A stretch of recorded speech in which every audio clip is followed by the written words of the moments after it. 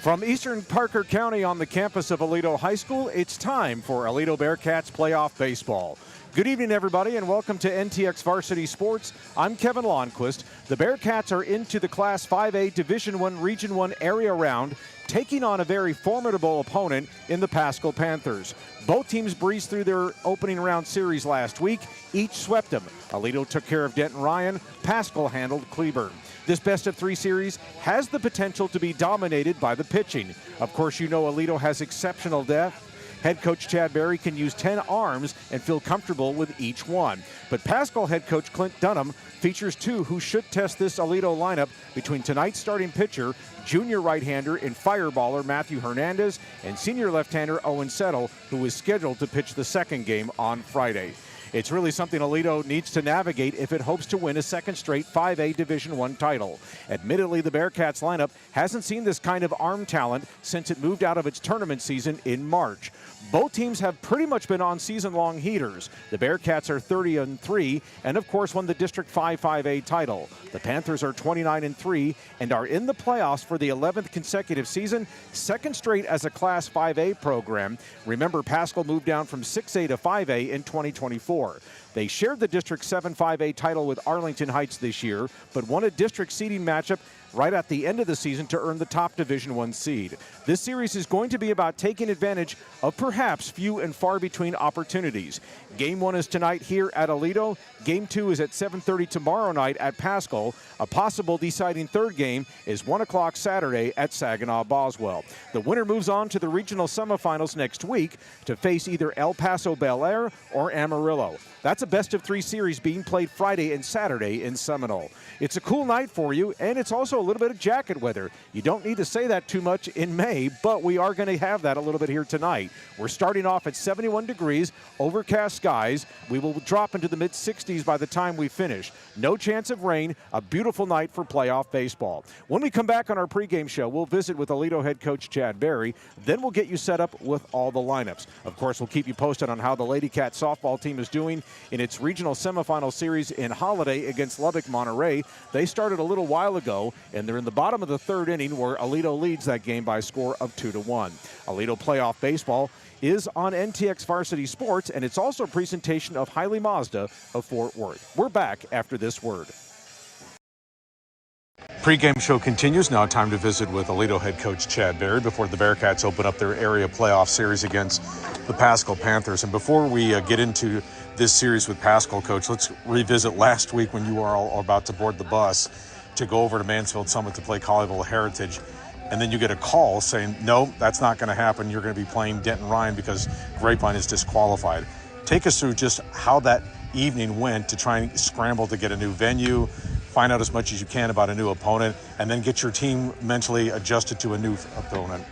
I mean, I was definitely a shock, something I'd never dealt with before, especially in my 16-year career here. So, you know, sometimes you just got to roll with the punches. You got to be flexible. You got to be able to make adjustments on the fly, just like you do in a baseball game. And I told our guys, I'm like, you know, at the end of the day, it doesn't matter who we're playing. It matters how well we play the game.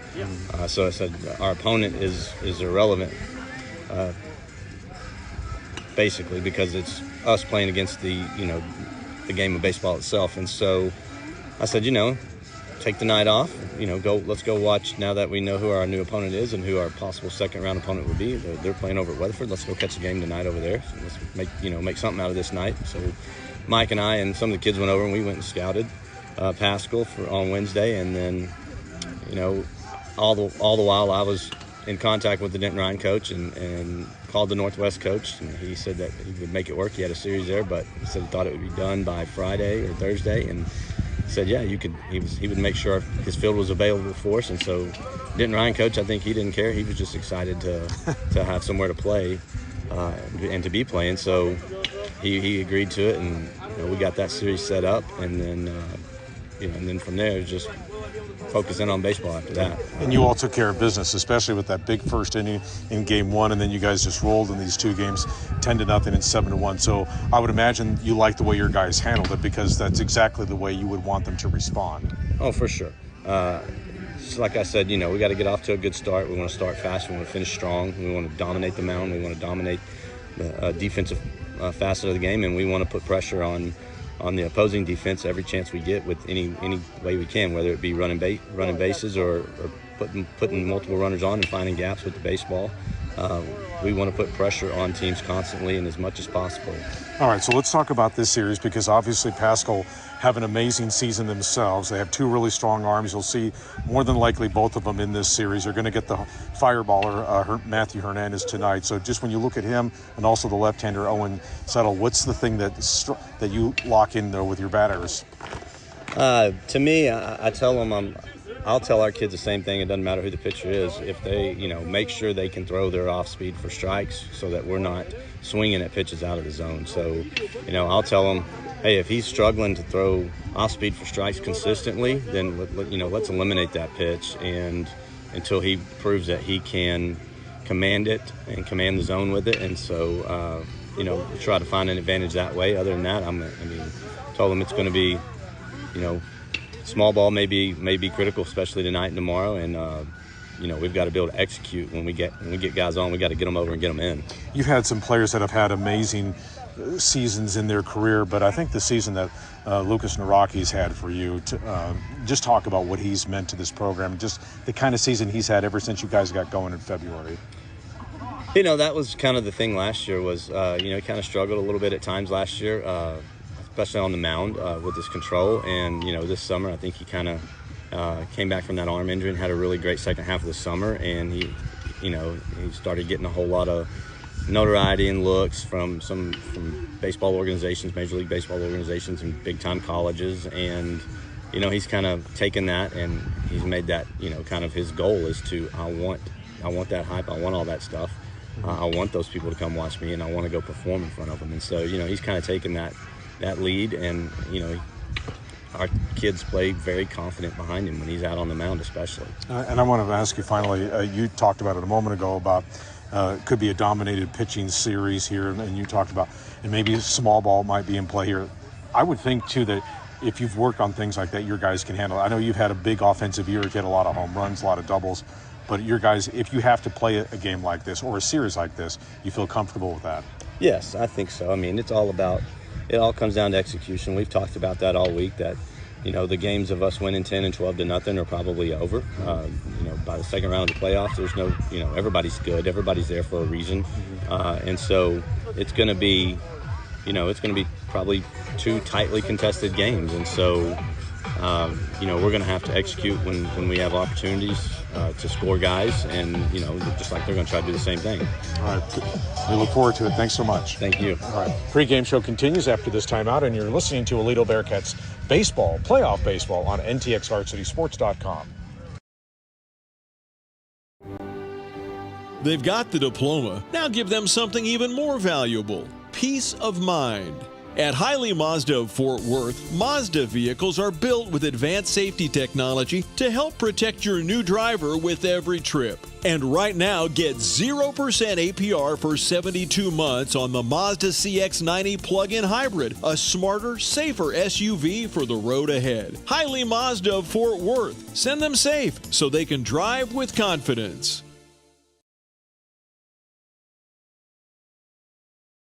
Crowd still filing in here at Bearcat Stadium for this area playoff opening game between the Bearcats and the Paschal Panthers.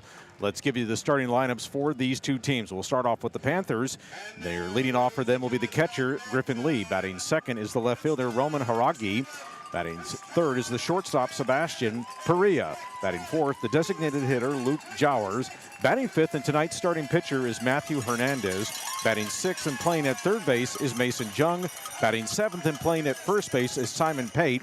Batting eighth and playing at second base is Richard Gallardo. And batting ninth and playing in center field is Owen Settle. Jack English will be playing in right field. He will be hit for tonight as the DH, as Jowers is the DH. And there's a good reason for that, because Jowers is one of the leading home run hitters for this Panther lineup. For the Bearcats, they will go like this. With tonight's starting pitcher, Lucas Naraki, he will lead off and he will pitch, of course. Wilson Senham will be in left field. He bats second. Batting third and playing at second base is Landon Barnes. Batting fourth and playing in center field is Luke Gladchuk. Batting fifth and playing at third base is Dylan Duran. Batting 6th and playing at shortstop is Will Casey. Batting 7th and playing in right field is Kyle Poindexter. Batting 8th and playing at first base is Jackson Los.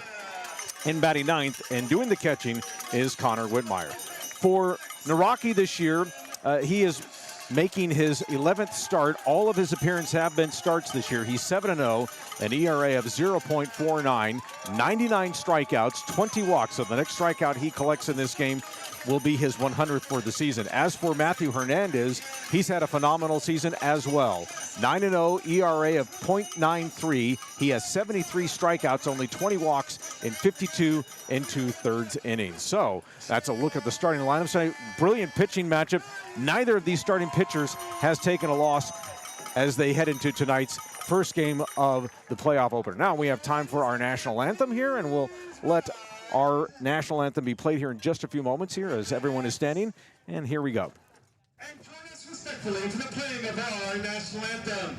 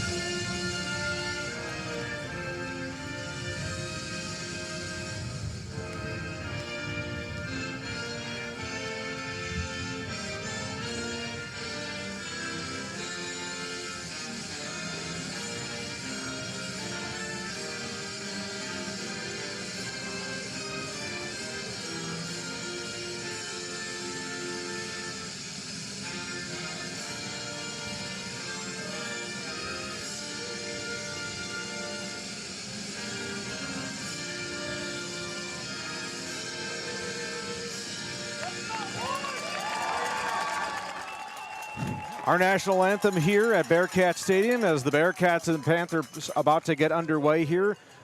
Aledo wearing its all whites, white jerseys, white pants, the black numerals trimmed in orange, black caps with the black bills on them. For Paschal tonight, they are going purple over gray. They have the purple tops and then the gray pants, purple hats all the way around. The letters and the white and the numbers are in full white. So let's give you the Bearcats for you on defense. Out in left field is Wilson Senham. In center field is Luke Gladchuk. And in right field is Kyle Poindexter. Around the infield, third to first, it looks like this. Dylan Duran at third. Will Casey at short. Landon Barnes is at second. And Jackson Los is at first. Behind the plate, Connor Whitmire. And on the mound doing the pitching again is Lucas Naraki. He'll have a starting three looking at him like this. And Griffin Lee, Roman Haragi, and Sebastian Perea. Those are the only two names, I think, for Paschal's roster that I had to make sure that we had to do phonetic pronunciations on before we get this one started here in Eastern Parker County. Glad that you're with us here on NTX Varsity Sports, and we will, of course, keep you updated on how the softball team is doing. Last we checked, it was 2-1 in the third inning. The Lady Cats were leading Lubbock Monterey there. They will play game 2 tomorrow afternoon up in Holiday. That's a 1 o'clock start. And then if they split these games, they will have a third game following that. And so we'll keep you updated on there. And, of course, game 2 tomorrow of this series will be 7:30 over at Paschal High School. So if you're an Aledo fan and you're going to be getting over to that stadium, you might want to get there as early as you can because it is going to be a tight fit for everybody. And so just giving you a heads up on that. Lucas Naraki, the big left-hander, wearing the number 61 on his jersey here as they wait the throw down to second base. This is a four-man umpiring crew from the chapter of Fort Worth. Of course, that's traditional in all playoff series that you have umpires at home plate and at all the bases. So here we go here, game 1 of this Area 5A Division I Region 1 playoff as Griffin Lee steps to the plate for Paschal. Lee on the year hitting at .431.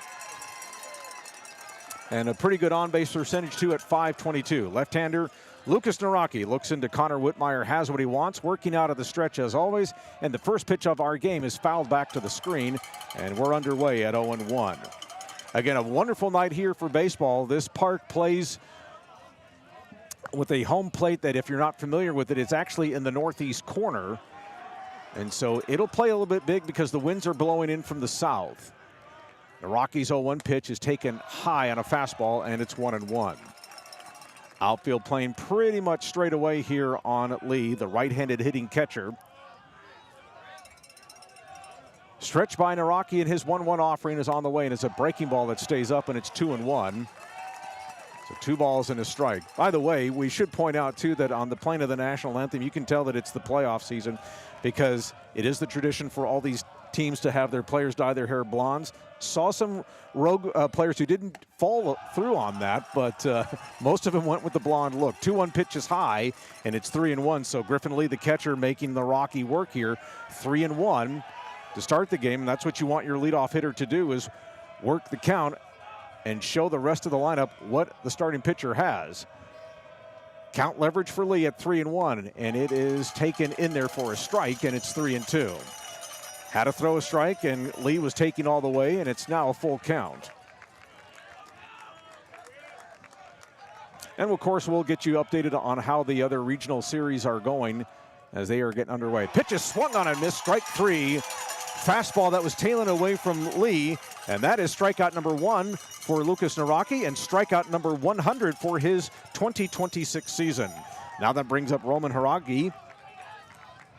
Haragi for the year, he's hitting at .373, on-base percentage of just a tick below .450.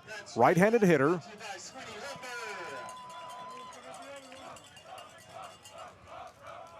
And the first offering on the way is taken on the outside corner with a fastball, and it's 0-1. Naraki can get that fastball up to about 90, 92 miles an hour.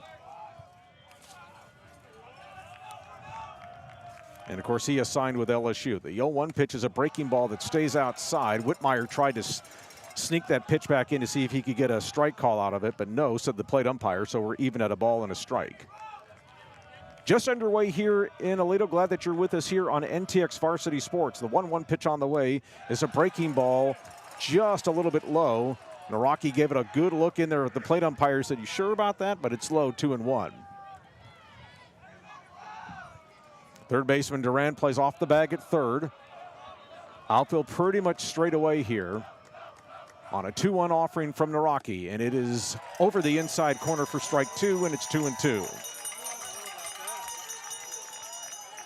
This Paschal team has had an amazing offensive year, batting as a team at .363, averaging 9 runs per game. 2-2 pitch. Fastball got him swinging, strike 3. Boy, he just beat him with it. He said, "I've got my best, see if you can catch it," and he couldn't. And there's strikeout number 2, and Harangi goes down swinging.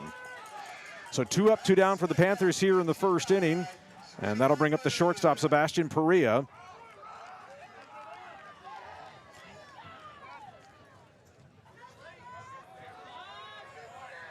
Perea, another right-handed batter. Low stance, and he takes on the outside corner for strike 1, 0-1. Perea on the year hitting at .446. He has another outstanding on-base percentage of nearly .530. That pitch is taken on the outside corner with a hard breaking ball, and it's now 0-2. So Naraki jumping ahead here on Perea here as he was falling behind on the first 2 batters, but not so here. 0-2 pitch coming, and it's way outside for ball 1 on a fastball, kind of a waste pitch there, and it's 1-2. Flag is over in right field, and it is blowing pretty stiff here as the winds are coming up from the south, so that wind is probably pretty close to 18 miles per hour here. 1-2 pitch, swung on, hit foul, out of play, and it's a ball and 2 strikes still.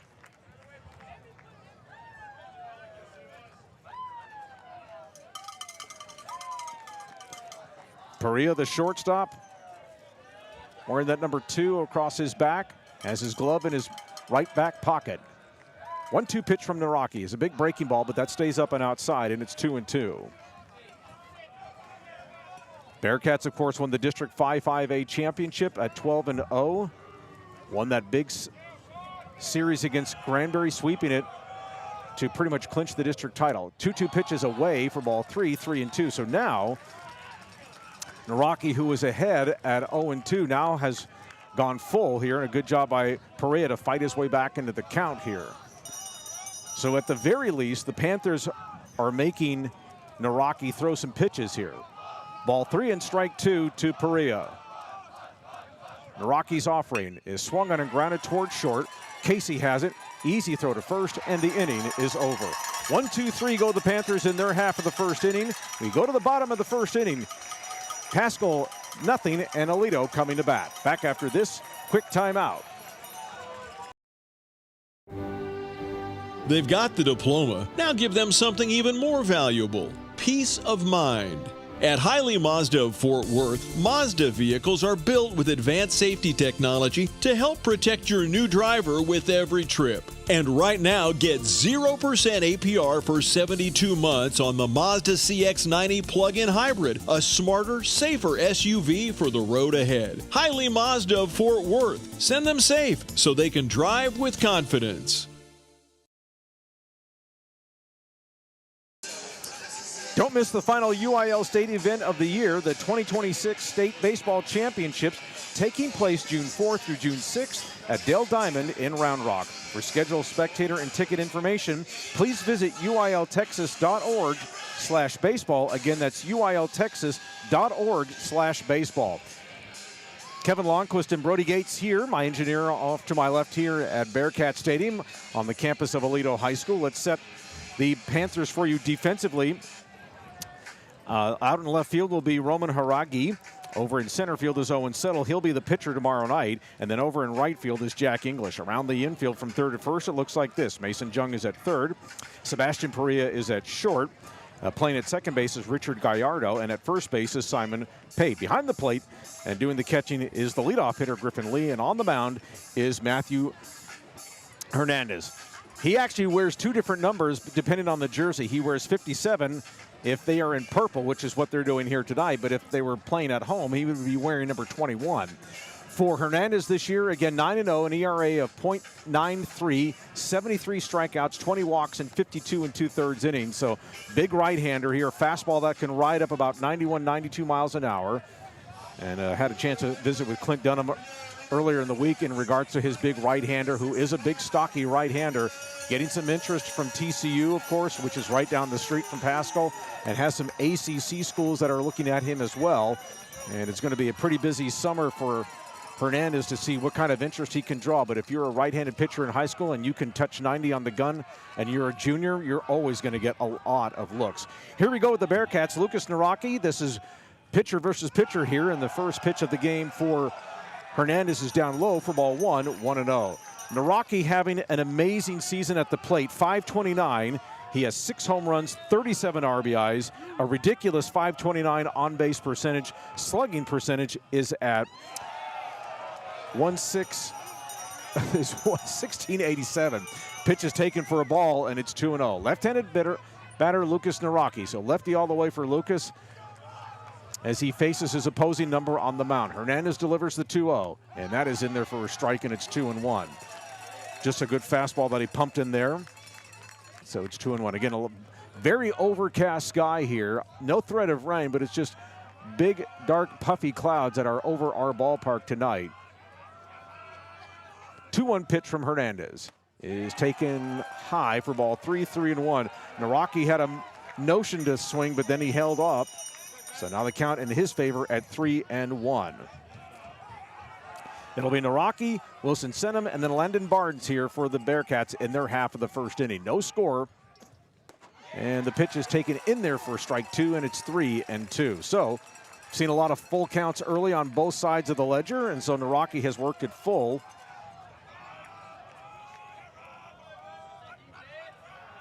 Waves that bat like a magic wand, now holds the bat on the left side, and the payoff pitch coming from Hernandez is swung on and grounded to short, and it's off the glove of Jung and caroms into left field for what probably will be scored an error. It's a play that Jung should have made, and Naraki is on with an error. At least that's why we'll call it first off as an error 5. So the Bearcats have their leadoff batter on, and here comes Wilson Senham, the left fielder.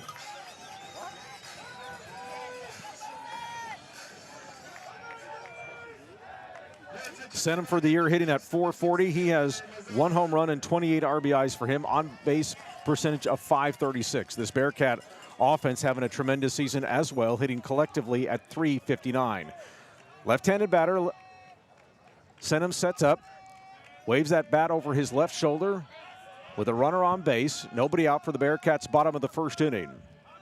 Hernandez checks it now. Naraki goes. Pitch is taken down low. The throw down to second base is not in time. It bounced in. A better throw, and Naraki is probably out, but it was not a great throw from Lee, the catcher, as it bounced in, and then it kicked away into center field, but not far enough for Naraki to advance, and so he collects a stolen base, and the Bearcats have a runner at scoring position as that pitch was taken for a strike for Lee.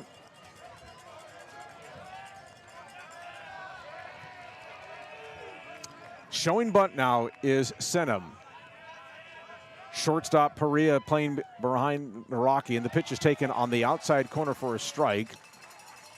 Get the plate umpire for the count. And it is no balls and 2 strikes.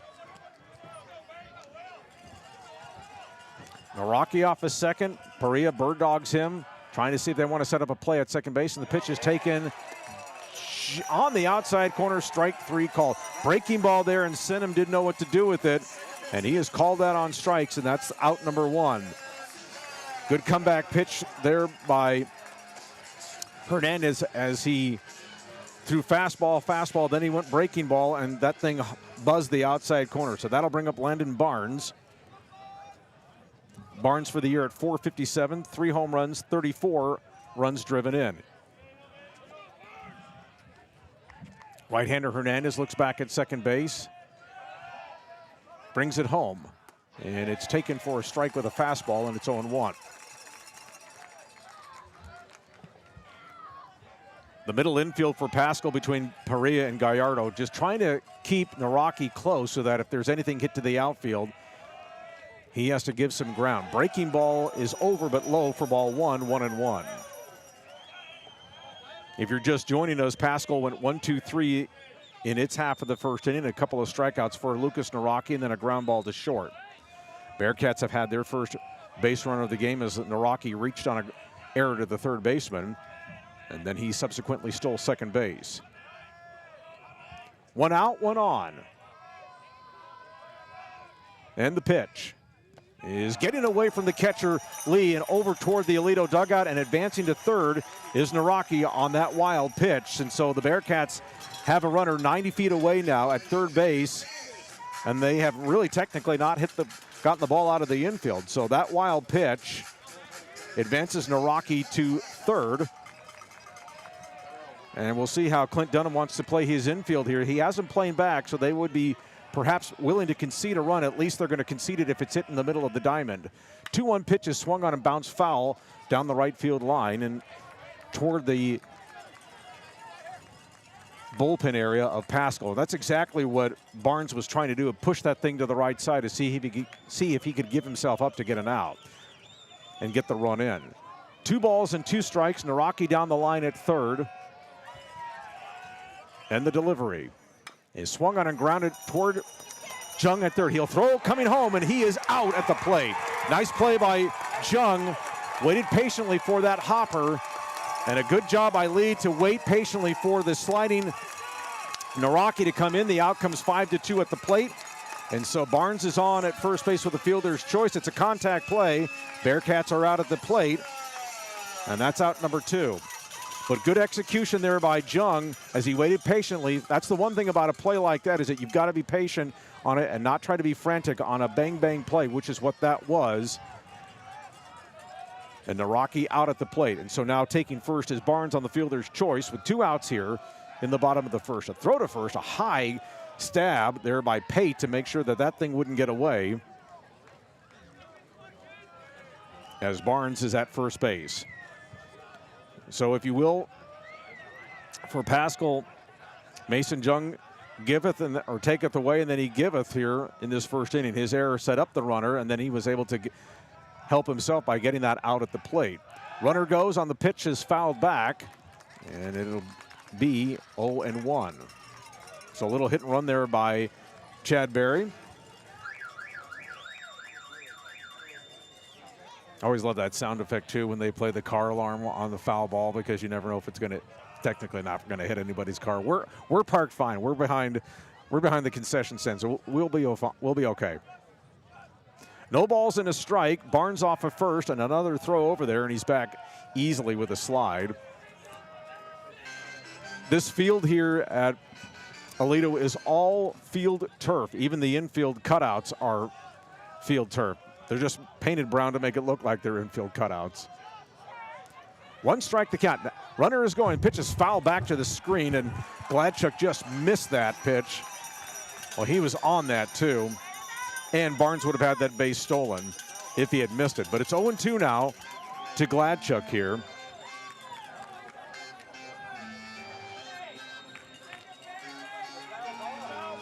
Gladchuk hitting at .426 for the year, a home run and 20 RBIs for him.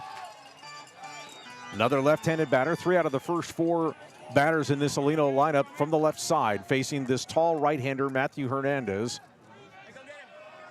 Comes to the belt, checks the runner, and the pitch is taken outside for a ball, 1-1. So Barnes at second base.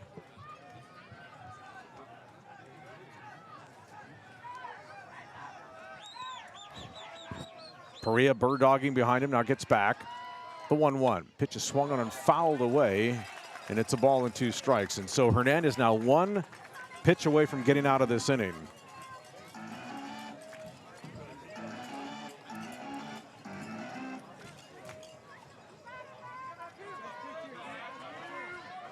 Gladchuk closing in on the box. He stands right over the plate, and the 1-2. Swung on, hit high in the air to right field. On his horse is English, and he is there to make the catch. No runs, no hits, an error, and a man left. Bearcats have a man thrown out at the plate, and we are through 1 here in Aledo. No score.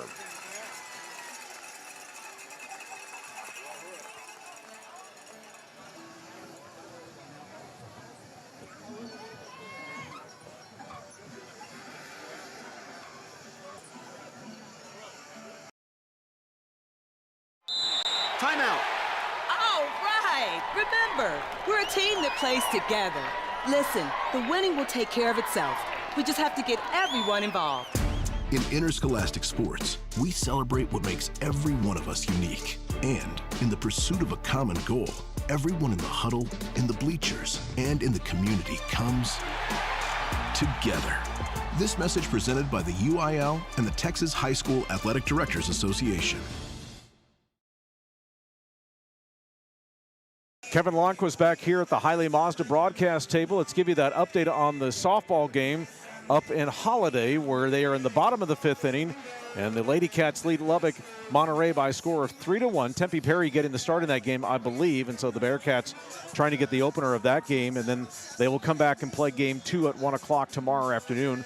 Both this softball game and, of course, the baseball games, you can hear it all here on NTX Varsity Sports.com. Top of the 2nd inning, no score in our ball game here in this first game of this area playoff series between the Bearcats and the Paschal Panthers. No score. It'll be Luke Jowers, the designated hitter, then Matthew Hernandez and Mason Jung, the number 4, 5, and 6 batters for the Panthers in this lineup. Jowers from the left side, the senior designated hitter. He's having a really good season so far.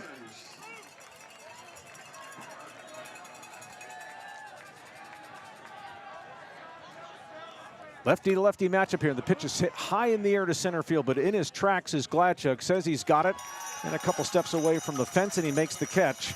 And it quickly on 1 pitch, 1 out. That's kind of good for Lucas Naraki here because of the fact that he threw a lot of pitches in that first inning, and so he gets the first out with needing only 1 pitch. Now we have the second meeting of pitcher versus pitcher here as Hernandez steps into the box facing Naraki. Lefty to righty matchup here, and the pitch is a breaking ball that stays outside for ball 1, 1-0. Or they called it a strike. A late call there by the plate umpire here as he says that it got the outside corner. The pitch swung on and missed. He was late on that fastball, and it's 0-2. Hernandez hitting at 307, has 5 home runs, driven in 33 on the year. 2-strike pitch coming from the left-hander, Lucas Naraki. On the way, breaking ball on the outside corner, strike 3 called. Strikeout number 3 for Lucas Naraki, and on 3 pitches, he takes care of his counterpart. And there are 2 outs here in the Paschal second inning. That'll bring up Mason Jung, the third baseman. Jung hitting at 385 for the year. No RBIs, no home runs, 23 RBIs for him. We're in the number 5, right-handed batter.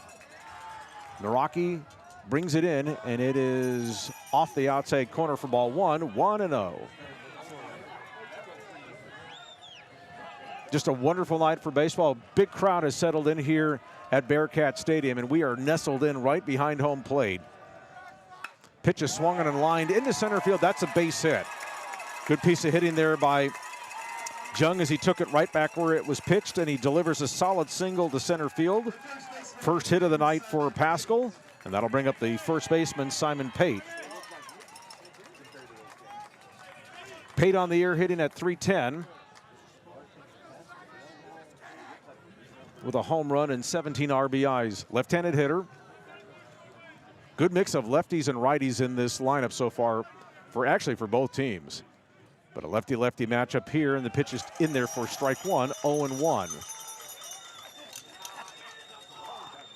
Lowe's holds the bag on Jung at first base. 2 down here, top of the second inning, no score. Pitch is swung on and missed, and it's 0-2. Naraki for the year, opposing batting average is less than $170 on against him, and it's really pretty much been the story of the Aledo pitching staff. The overall opposing batting average against this Bearcat pitching staff is 170. With the runner going, it doesn't matter because 0-2 is swung on and missed, and the inning is over. Strikeout number 4 for Lucas Naraki, and the Panthers are gone. A base hit and nothing else, and we go to the bottom of the second inning, no score.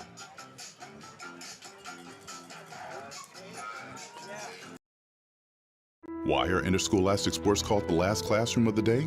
Because they teach students important life lessons like teamwork, accountability, and perseverance.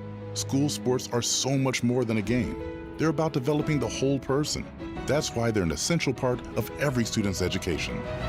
Encourage your student to participate in the last classroom of the day. Interscholastic sports in Texas. This message presented by the UIL and the Texas High School Athletic Directors Association. Kevin Lonnquist, Brody Gates here at the Hiley Mazda broadcast table where the Bearcats and the Paschal Panthers doing battle here in game number 1 of this 5A Division I Region I area playoff series. No score as we play the bottom of the second inning. The winner of this game again gets the winner of El Paso, Bel Air, and Amarillo. That's a 3-game series that will actually start on Friday out in Seminole. So they got a bunch of those games together because both those teams are traveling a long, long way. One coming from the Texas Panhandle, the other one coming from the border. So there's a long way to go to get to Seminole. So if they have to go 3, they're going to play a doubleheader on Saturday. So here we go, Bearcats, bottom of the second inning here. Dylan Duran leads things off. They'll be followed by Will Casey and then Kyle Poindexter here. Only hit of the ball game is a 2-out hit by Mason Jung in the top of the second inning. The Bearcats have had 2 base runners. They had a runner thrown out at the plate in the first inning.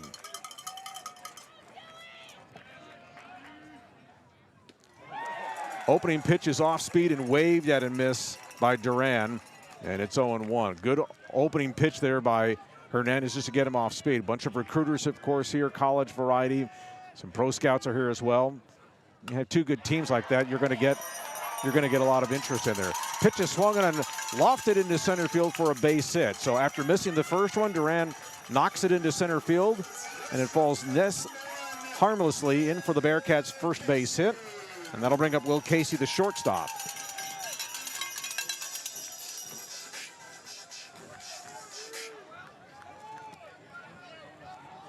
Casey for the year hitting at 333, no home runs, 23 RBIs. Left-handed batter. Duran off of first And the pitch is taken off the outside corner for ball one. 1-0 here. See, I dressed smart this time. I have the joggers on and I have the pullover on. I told you about that too, Brody. I told you about that last week when we were going to meet at Mansfield Summit last week, and then, well, we didn't. 1-0 pitch is taken outside for ball two, 2-0. Lee, the catcher, trying to frame that pitch to see if he could get a strike call for his right-hander, but no on that, so it's 2-0.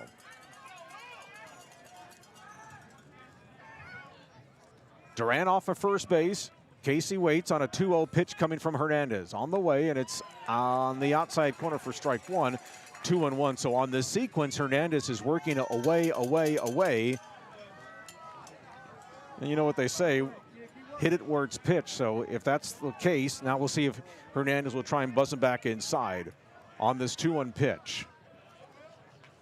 Duran off of first. Long pause by Hernandez, a long stretch. Now he brings it in. Now we got time called before the pitch is delivered there. Casey was tired of waiting in, so he calls time at the last second. I'd have to venture to say that we are probably close to about 1,000 folks here for this game tonight here. We got a lot of standing room only on both sides. Aledo has the third base dugout. Paschal has the first base dugout. The 2-1 is swung on and fouled back to the screen, and we're even at 2-2. Lots of students from both teams are here supporting their crews, and you can imagine we're going to have a little bit of a tighter fit tomorrow night over at Paschal. So think sardine theory. 2 balls, 2 strikes to Casey. Duran at first with a leadoff single, and the 2-2 is taken high and away for ball 3, 3-2. Poindexter in the on-deck circle.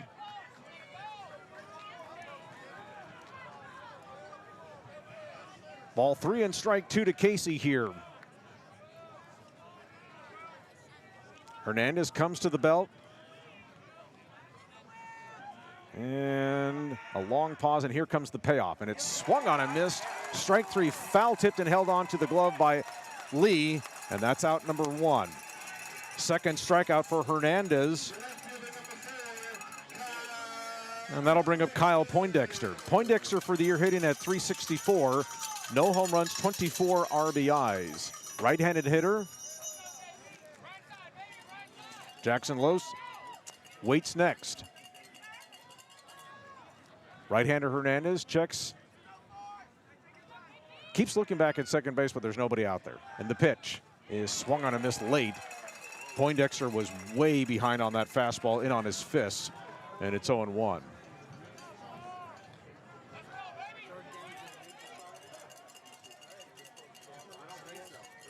Duran started this inning with a single. Casey struck out. And the 0-1 pitch is on the outside corner for strike 2 to Poindexter. On a little slider on that. And it caught the outside corner for now 0-2. So now Poindexter in a hole in this count. Infield is swung up the middle. A double play would end it. 2-strike pitch coming to Poindexter. Here it is. And it's high chop to third. Jung has to play one bounce, and he throws to first in time for the out. That was his only play. But the out recorded, but taking second on it is Duran.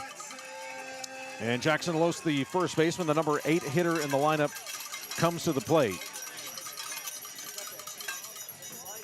Los for the year, hitting at .233. No home runs, 7 RBIs.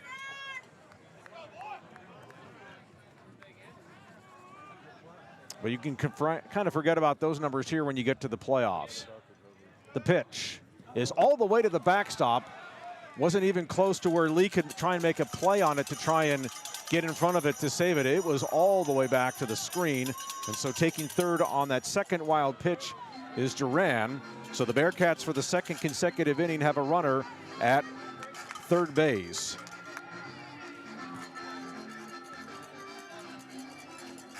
So 90 feet away once again. Of course, the Bearcats had a play at the plate. Unfortunately, Lucas Naraki was cut down at the plate to take the starch out of that inning. 1 ball and no strikes to Jackson Los, the first baseman. Hernandez checks third and comes in, and it's a strike right down Broadway, and it's 1-1. Connor Whitmire, the catcher, waits next here in this Bearcat half of the second inning. No score. Hernandez checks, looks at Duran at third, and the 1-1 pitch is getting away from the catcher Lee. Here comes Duran to easily score, and the Bearcats have the first run of the game, courtesy of two wild pitches from Matthew Hernandez. So the pressure a little bit off of Jackson Lowe's, but two wild pitches, and so the Bearcats have a 1-0 lead. The count now at 2-1 to Lowe's. Nobody on base now, but the Bearcats do have the opening run of this game. The pitch is in there for a strike, and it's 2-2. 2 balls, 2 strikes, 2 out. Bottom of the second inning. Glad you're with us here in Eastern Parker County for NTXVarsitySports.com streaming of Aledo playoff baseball and softball. The pitch is in there for strike 3 called, and the inning is over. Third strikeout for Hernandez, but the Bearcats do get a run. A leadoff single by Dylan Duran comes all the way around to score thanks to a couple wild pitches, and we go to the third. It's Aledo 1 and Paschal nothing. They've got the diploma. Now give them something even more valuable: peace of mind. At Hiley Mazda of Fort Worth, Mazda vehicles are built with advanced safety technology to help protect your new driver with every trip. And right now, get 0% APR for 72 months on the Mazda CX-90 plug-in hybrid, a smarter, safer SUV for the road ahead. Hiley Mazda of Fort Worth. Send them safe so they can drive with confidence. What's the biggest myth about interscholastic performing arts? That you have to be the most talented or experienced to participate. The truth is, anyone can be a part of their school's performing arts. There are countless opportunities for students to participate, from theater, choir, and band to speech and debate. The bottom line, if you want to perform, there's a place for you. This message presented by the NFHS and the UIL.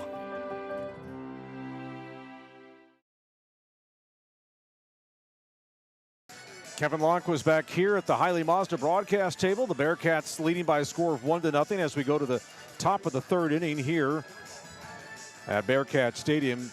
We had mentioned the wind to start the game that was coming out of the south. Now that flag out in right field, which is to the right of the scoreboard, pretty well limped, so no wind to speak of at this time. There'll be the 8, 9, and 1 hitters for Paschal in the top of the third. Richard Gallardo's, Owen Settle, and then Griffin Lee. Lucas Naraki so far has allowed 1 base hit, and he also has 4 strikeouts to his ledger. He had 99 strikeouts coming into this start. Now with 4, he's at 103. Gallardo for the year hitting at 377, so he's had a strong season.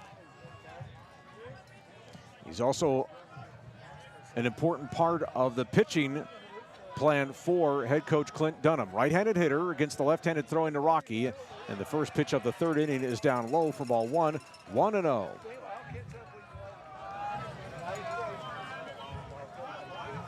Gallardo with 12 RBIs for the season. Very good eye. He's walked 16 times, only struck out 8 times as he takes away for ball 2, 2-0 here. We see the sunset off to our west, and it's kind of providing a glow, although it's behind the trees, but it's kind of showing a glow a little bit of the outfield and on some fence, some roofs. Pitches swung on a miss on a good fastball. That was pretty much like coming back with a fastball count, and Naraki said, "I dare you to hit it," and Gallardo could not. 2 balls and a strike. We will see Owen Settle probably pitch game 2 tomorrow for Paschal. He's waits in the on-deck circle.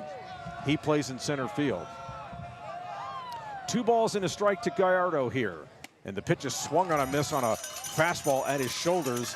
That was definitely a ball, but that's one of those pitches where it's really hard to kind of stay off. It looks too good to lay off of, and you're just enticed to swing the bat, and he did, and he missed. So 2 balls and 2 strikes here. Naraki has come back from 2-0, and he throws 2-2. And it's swung on and fouled off to the right and out of play. And that's over where Brody had his truck parked. And because I told him an hour before the game started, might want to move that thing. He listened, he got it right behind the concession stand. 2 balls and 2 strikes to Gallardo here. Second baseman waits in the pitch. And it's in there for strike 3 on a fastball. Nothing Gallardo could do with that. Strikeout number 5 for Naraki. And that's the first out of this 3rd inning. Now Owen Settle. That strikeout is brought to you by Sweetie Lumber. Settle, the left-handed hitting center fielder. He's hitting only .214 for the season, but a really good defensive outfielder. He swings and doesn't get it, and it's 0-1 on him.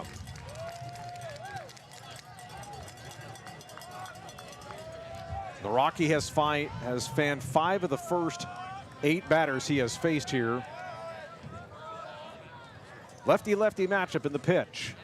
And that is in there for strike 2 on another fastball that buzzed the outside corner. And it's 0-2. A couple of practice swings for Settle. Gets back in there. Slightly open stance. Holds that bat over his left shoulder. Now he asks for time, and he gets it from the plate umpire. Wants to kind of collect his thoughts here. Down on the count at 0-2. Each team with a hit. Aledo has the only run here as we played in the top of the 3rd. Naraki brings it into 0-2, and it's a breaking ball outside for ball 1, 1-2. Naraki now does a little bit of manicuring with his hat behind his head. Now he puts the ball in his hand, brings it into the glove, and the 1-2 pitch. And it's taken low for ball 2, 2-2. He tried to go a little slider there. That's one thing about that slider on a lefty-lefty matchup. If it breaks in late, it's hard to not resist going after it, but that thing broke a little bit too early, and Settle identified that and laid off of it.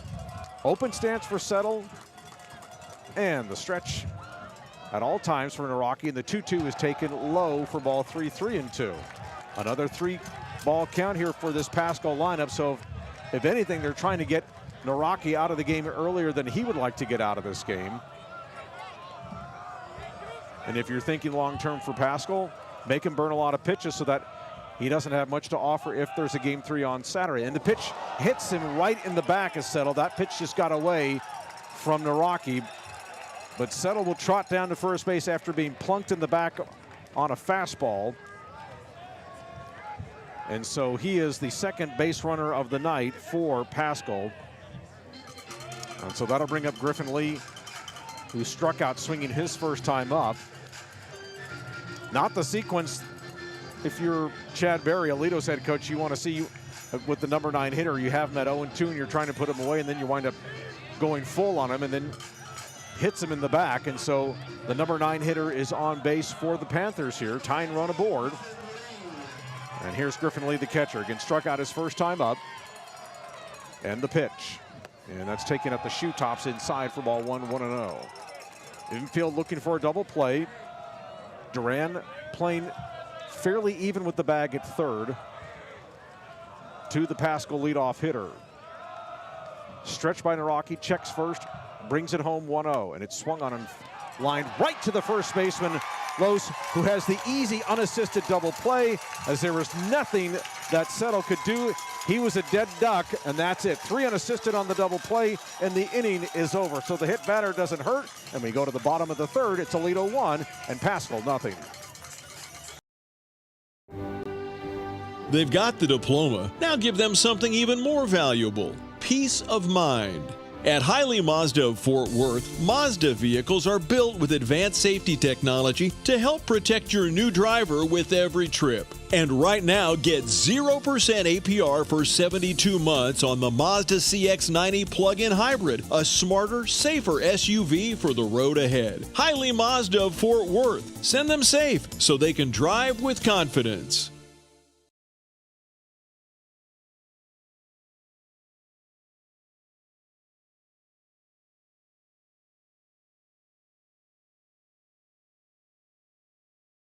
Kevin Lonnquist back here at the Hiley Mazda broadcast table. Want to thank them for their support of Aledo playoff baseball and softball throughout the course of each team's playoff runs here. We are in the bottom of the third inning in Eastern Parker County, where the Bearcats lead by a score of 1-0. For Aledo, it'll be the numbers 9, 1, and 2 batters for you. Connor Whitmire, the catcher. Then we go back to the top of the order and pitcher Lucas Naraki, and then the left fielder Wilson Senham. Bearcats got their only run in the second inning, a leadoff single by Dylan Duran. Then he advanced to second base on Kyle Poindexter's high chopper to third, and then a couple of wild pitches brought him home with Jackson Lose at the plate. And then so that's how the Bearcats have gotten their run. But other than that, Matthew Hernandez has been pretty strong. He has 3 strikeouts in his first 2 innings. His command has been a little bit up and down with the 3 wild pitches. Maybe a little bit of playoff nerves here, but he's got all the tools. He's got the big fastball. It's just about working on the secondary pitches. He does throw a slider and a change.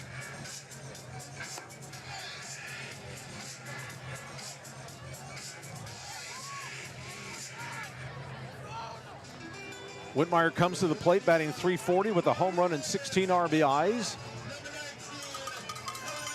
And when you kind of get to this spot in a lineup in a game, your number 9 and 1 hitters are kind of like back-to-back leadoff hitters to some extent.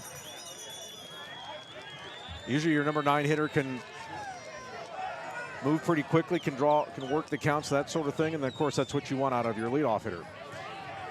Hernandez working out of the stretch at all times, brings it home, and the pitch is swung on and chopped back up the middle.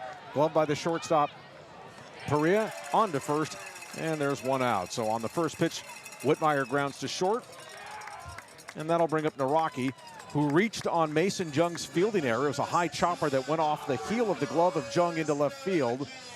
And then Naraki stole second base, moved to third, and then was cut down at the plate on a contact play that Jung made to the catcher Lee. Lefty to right here, lefty in the box, right-hander on the mound. The pitch is swung on and fouled away, and it's 0-1. No runs, 1 hit, 1 error for Paschal. 1 run, 1 hit, no errors for the Bearcats here as we play in the bottom of the third inning. Hernandez out of the stretch in the pitch, and that's taken a little high for ball 1, 1-1. That fastball, he can throw the 2 and the 4-seam, and he'll get that up there, like I said, around 90, 92 miles an hour. He has been known to touch 93 a time or two. 1-1 pitch on the way, and it swung on and missed with that good one. It looked like a 2-seamer that was riding in on down the middle of the plate, and Naraki was late, and it's a ball and 2 strikes. Again, tomorrow's game 2 will be a 7:30 start at Paschal. 1-2 pitch, and that's low and inside for ball 2, 2-2. This is exactly how you need to call a baseball game, when you're right behind the plate so you can see everything in front of you. Manna from heaven. 2-2 to Naraki here from Hernandez.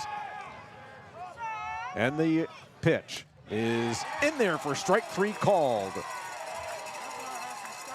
So Hernandez struck out against Naraki when Hernandez was at the plate, and so this time he returns the favor to Naraki as he gets the called strikeout, his 4th of the game, and that'll bring up Wilson Senham, who was called out on strikes in the first inning.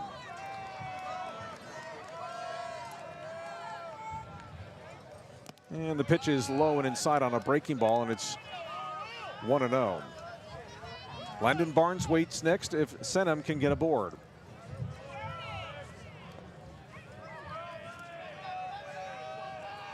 The 1-0 pitch. Swung on and fouled off to the left and out of play, and it's a ball and a strike. Brody, let's get that softball score up there. What do we have up there? We are in the top of the 7th inning there. The Lady Cats trying to put this one away, 3 outs away. They lead by a score of 3-1 over Lubbock Monterey, trying to get the opener of that series, but that will continue in Holiday tomorrow afternoon at 1 o'clock. NTX Varsity Sports will have the pregame show for you with Parker Burrows at 12:45. Pitch is taken low for ball 2, 2-1. So the Lady Cats trying to get the series opener. 2 balls and a strike, 2 out here, bottom of the 3rd inning. And the pitch, breaking ball is in there, high strike, but Hernandez got the call, and it's 2-2.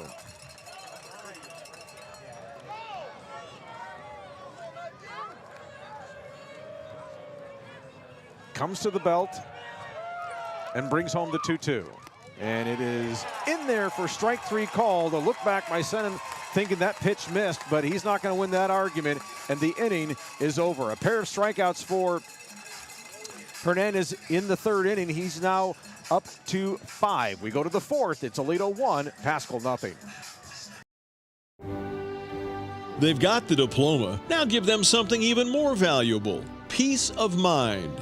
At Hiley Mazda of Fort Worth, Mazda vehicles are built with advanced safety technology to help protect your new driver with every trip. And right now, get 0% APR for 72 months on the Mazda CX-90 plug-in hybrid, a smarter, safer SUV for the road ahead. Hiley Mazda of Fort Worth. Send them safe so they can drive with confidence. Timeout. All right. Remember, we're a team that plays together. Listen, the winning will take care of itself. We just have to get everyone involved. In interscholastic sports, we celebrate what makes every one of us unique. And in the pursuit of a common goal, everyone in the huddle, in the bleachers, and in the community comes together. This message presented by the UIL and the Texas High School Athletic Directors Association.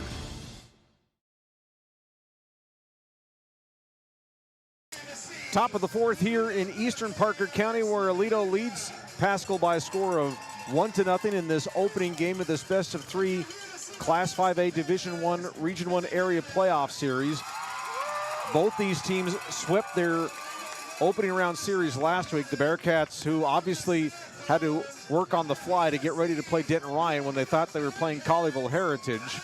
The Bearcats swept Denton Ryan last week by scores of 10-0 and 7-1. And then Paschal swept Cleburne in its opening round playoff series last week by scores of 2-0 and 11-4. Numbers 2, 3, and 4 for Paschal here in this 2nd inning. Roman Haragi, who struck out his first time up against Naraki, that was back in the 1st inning. And he checks his swing, and they appeal to first, and no swing, says the first base umpire, and it's now 1-0, and that's how we start things here in this 4th inning. Bearcats at 30-3, Paschal at 29-3. The pitch, and that's taken low for on the outside corner for strike 1, 1-1. Boy, that thing looked low and outside to me, but maybe a pretty good framing job there by Connor Whitmire to steal that strike for his pitcher. 1-1 count. Lefty to righty matchup here.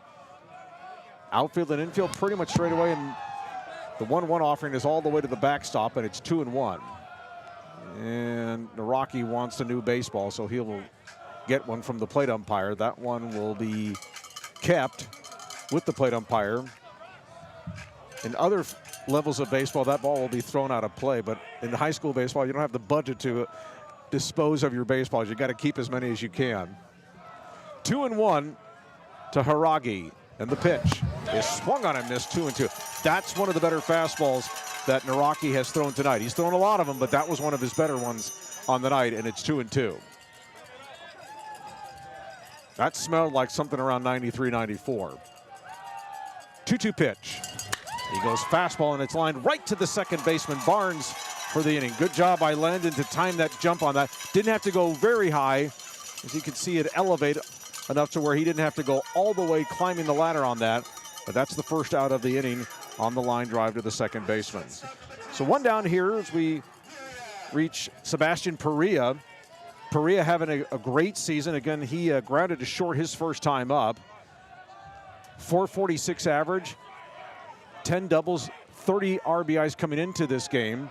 And he was picked to play on the North Texas High School All-Star game that will be played later on this summer. So congratulations to the senior. Pitch is taken for a ball, and it's 1-0.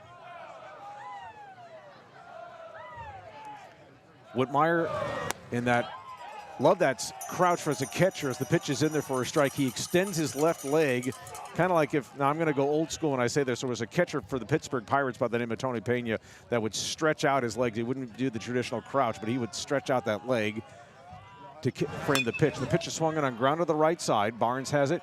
Easy roller to him, on to first, and there are 2 down. So quickly 2 up and 2 down here in the Paschal half of the 4th inning. 1-0 Aledo leads, and that'll brings up Luke Jowers.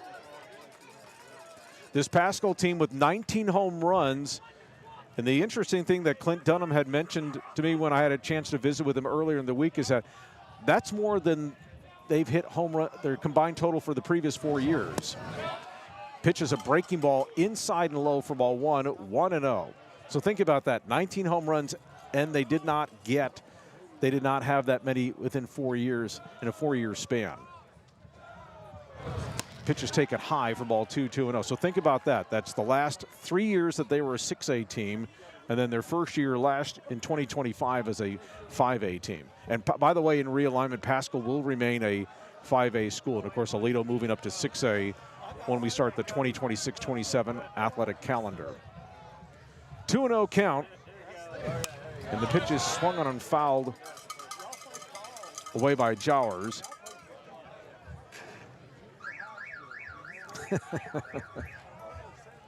So 2 balls and a strike to the senior.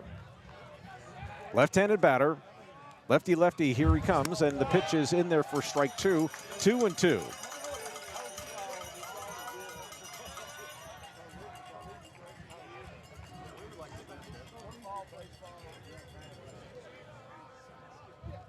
The pitch. Swung on, hit high in the air in the left center field alley. It's back, it's way back, and making the catch in front of the fence is Senham. 1, 2, 3, go. The Panthers there got a little hairy on that fly ball, but the park kept it in, and it kept it a 1-0 game as we go to the bottom of the 4th. Is it over? Timeout. All right. Remember, we're a team that plays together. Listen, the winning will take care of itself. We just have to get everyone involved. In interscholastic sports, we celebrate what makes every one of us unique. And in the pursuit of a common goal, everyone in the huddle, in the bleachers, and in the community comes together. This message presented by the UIL and the Texas High School Athletic Directors Association. They've got the diploma. Now give them something even more valuable: peace of mind. At Hiley Mazda of Fort Worth, Mazda vehicles are built with advanced safety technology to help protect your new driver with every trip. And right now, get 0% APR for 72 months on the Mazda CX-90 plug-in hybrid, a smarter, safer SUV for the road ahead. Hiley Mazda of Fort Worth. Send them safe so they can drive with confidence. Kevin Lonnquist back here at the Hiley Mazda broadcast table where the Bearcats lead by a score of 1-0. And we do have a final score from the opening game of the Lady Cats softball series against Lubbock Monterey. The Lady Cats do finish things off and they win by a score of 3-1. So they get the opener of that series, and so they have a chance to sweep that series tomorrow afternoon. First pitch will be at 1 o'clock up in Holiday. Parker Burrows will bring that to you. So he brought them good luck this time, and so got them through the first 2 rounds. And so the Lady Cats, who never trailed in this ball game, I think they got 2 runs early on a couple of home runs, and then Monterey cut it to 2-1, and then Aledo got a run later on. And so the Lady Cats now improved to 27-10. And we go to the bottom of the 4th inning for the Bearcats. Landon Barnes, Luke Gladchuk, and Dylan Duran, the numbers 3, 4, and 5 hitters. The meat of the order here for the Bearcats here in this 1-0 game. This pitching dominated expecting a dominated pitching performance for both these teams, thinking that it was going to be the theme of this series, has so far played out here. 1-0 Bearcats as we play the bottom of the fourth inning. First pitch of the sequence to Barnes is taken low for a ball, 1-0. Again, tomorrow night, 7:30, first pitch over at Paschal. And if we do have a deciding third game, 1 o'clock Saturday at Saginaw Boswell. Pitch is swung on foul down the right side and out of play, and it's a ball and a strike. Barnes reached on that fielder's choice. He hit that high chopper to Mason Jung, the third baseman. Contact play where Naraki was breaking down the line at third, but Jung threw him out. Barnes eventually wound up at second base, but he was stranded there when the inning was over. Check swing, they appealed to first, and no swing, says the first base umpire, so the count now moves to 2-1.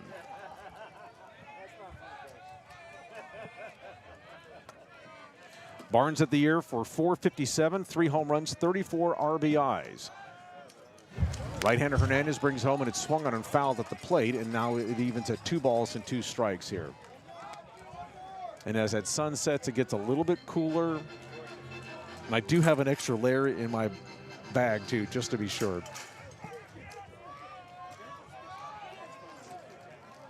Wind starting to pick up a little bit more from the south. Hernandez comes to the belt. 2-2 pitch to Barnes. Is swung on and missed on a slider. Held on to by Lee. And that is the first out of the inning.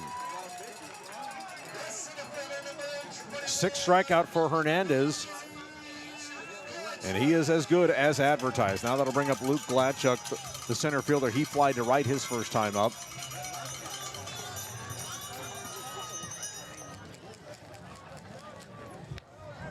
Gladchuk for the year hitting at .426 with a home run, 20 RBIs. Hernandez looks in, and the first pitch to him is swung on and fouled at the plate, and it's 0-1. Again, each team with only 1 hit so far. The error for Paschal did not hurt, came close, but did not hurt in the long run. 0-1 to Gladchuk with Duran waiting next, and the pitch is taken low and inside for a ball, 1-1. Hard slider inside, but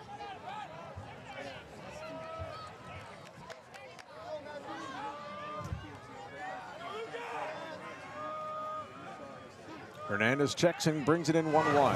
And that is in tight, and that nearly got Gladchuk as he spun into it. I think he was trying to spin away from it, but he actually turned into the pitch and just missed him, so it's a ball at 2-1.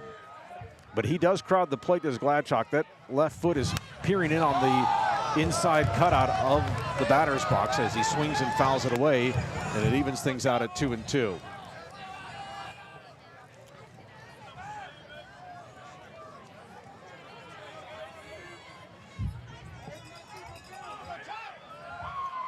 Two balls, 2 strikes, and the pitch from Hernandez is swung on and fouled at the plate, and getting a piece of it was Gladchuk to stay alive at 2-2. Don't see any action, really no action in either bullpen, of course, as these two horses are riding strong so far. A pair of wild pitches, the difference in this game in Aledo's 1-0 lead. 2-2 pitch. Swung on and fouled off to the right and over the Bearcat dugout, and it stays even at 2 balls and 2 strikes. New set of baseballs for the plate umpire.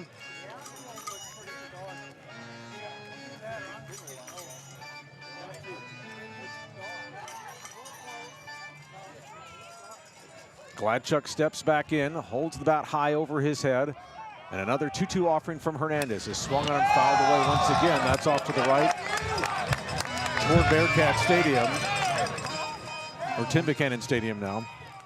I should know better than that. Still 2 balls and 2 strikes. Gladchuk making Hernandez work here, and another 2-2 offering on the way, and it's swung on and fouled. This one is going to stay in the ballpark on the left side into foul territory, sliding and making the catch. A beautiful job by Roman Haragi, the left fielder, as he slid going into foul territory to make that catch. And there are 2 outs. Tip your cap to him as he stayed with it. He had to dig hard. He probably ran about 80, 90 feet to go catch that one. And he makes the play, and there are 2 outs here in the bottom of the 4th. Dylan Duran now steps in. He has the Bearcats' only hit. He also has the Bearcats' only run. He led off the second with a single, moved to second base on a grounder to third, and then he took third on a wild pitch, and then he scored on a wild pitch. That was back in the second inning, and that's where we are. 1-0 Aledo, bottom of the 4th. The pitch. Swung on, hit high in the air to left field. Back goes Haragi at the warning track at the wall, and he reaches up and makes the catch. 2 fine plays by Haragi in left field. This one to deny Duran of extra bases. Bearcats go 1-2-3. We go to the 5th. Still Aledo 1, Paschal nothing. They've got the diploma. Now give them something even more valuable: peace of mind. At Hiley Mazda of Fort Worth, Mazda vehicles are built with advanced safety technology to help protect your new driver with every trip. And right now, get 0% APR for 72 months on the Mazda CX-90 plug-in hybrid, a smarter, safer SUV for the road ahead. Hiley Mazda of Fort Worth. Send them safe so they can drive with confidence.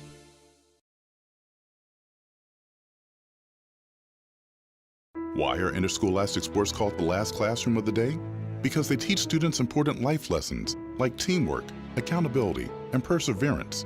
School sports are so much more than a game. They're about developing the whole person. That's why they're an essential part of every student's education. Encourage your student to participate in the last classroom of the day. Interscholastic sports in Texas. This message presented by the UIL and the Texas High School Athletic Directors Association.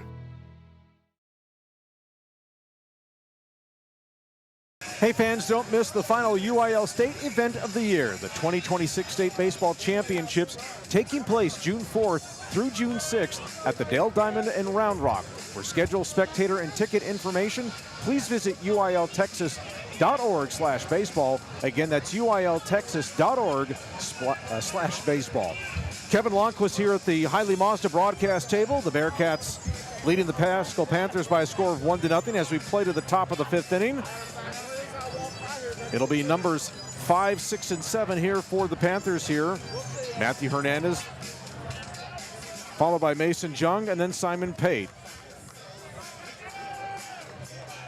Each team with a hit, and that has been it. 2 total hits in this ballgame. Hernandez was called out on strikes his first time up against his counterpart on the mound, Lucas Naraki, about to start the 5th inning. And the first pitch on the way is taken just low and away for ball 1, 1-0. Hernandez again with 5 home runs. He's one of the team leaders with the power. Right-handed hitter, and the pitch is taken in there for strike 1, 1-1.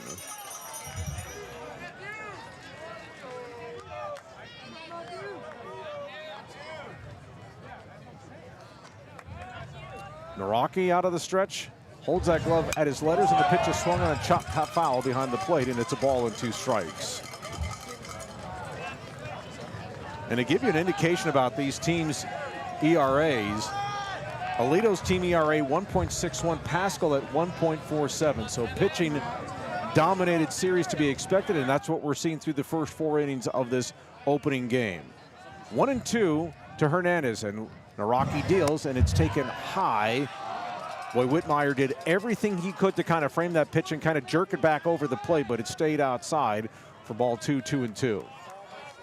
That is something that catchers are really good at, trying to do framing pitches, trying to steal. So Whitmire did get one from earlier. 2-2 pitch is in there for strike 3, but it's dropped, and so throwing the ball to first. Actually, they did call him out on the strikeout, so there's no play to first needed, and that is a called strikeout. And so Mason Jung stands in. The senior first baseman has the only Paschal hit. He singled with 2 outs in the second inning and then was stranded there. Little discussion there between Whitmire and Naraki. Now Whitmire returns behind the plate, and we're set to go here. 1 out, top of the 5th inning, 1-0 Aledo leads. Trying to grab the opening game of this area playoff series. First pitch on the way is swung on and missed on a breaking ball, and it's 0-1.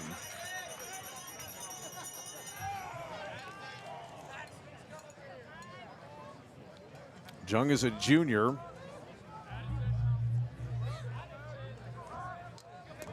Long look for Naraki to get the sign from Whitmire, has what he wants. Now he steps off the mound because he wants to recycle the signs. I thought he had what he wanted, then he just decided to step off and start all over again. So that's what we'll do here at 0-1. Looks like Whitmire and Naraki are on the same page for the pitch. And here comes the 0-1. And it's waved at and missed, and it's 0-2. That's a fastball that was tailing away on the outside corner, and there was nothing that Jung could do with that. No balls and 2 strikes. Naraki always out of the stretch and brings it in 0-2, and it's swung on and missed, strike 3. That was pretty much good morning, good afternoon, and good night on that. Second strikeout of the inning for Naraki.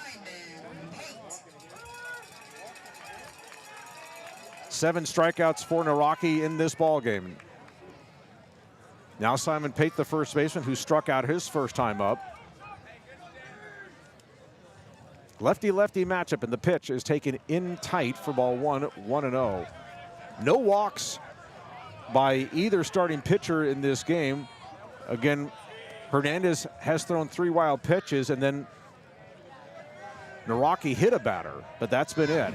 Pitch is swung on and missed, and it's 1-1. That's a fastball that was starting to tail away from the left-handed hitting Pate. And it's a ball and a strike here as we play the 5th inning here in Eastern Parker County on the campus of Aledo High School. 1-0 the Bearcats lead. Gallardo waits next for Paschal. The pitch swung on and missed, 1-2. And it kind of looks like Naraki's kind of getting a little stronger here, getting a little more confident with his stuff. Not that he was ever struggling with his confidence, but it kind of feels like he's maybe picked it up here another level, at least in this 5th inning. 1-2 to Pate on the way, and it's swung on and missed, strike 3. And Naraki strikes out the side. He has 8 for the game, and we go to the bottom of the 5th inning. It's still Aledo 1 and Paschal nothing. What's the biggest myth about interscholastic performing arts? That you have to be the most talented or experienced to participate. The truth is, anyone can be a part of their school's performing arts. There are countless opportunities for students to participate, from theater, choir, and band to speech and debate.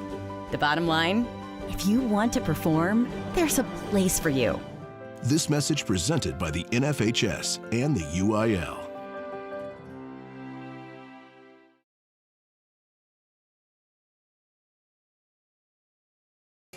Bottom of the 5th inning we go here in Aledo, where the Bearcats lead the opening game of this Class 5A Division I Region I area series by a score of 1-0. No RBIs in this game. The only run for Aledo came in the 2nd inning.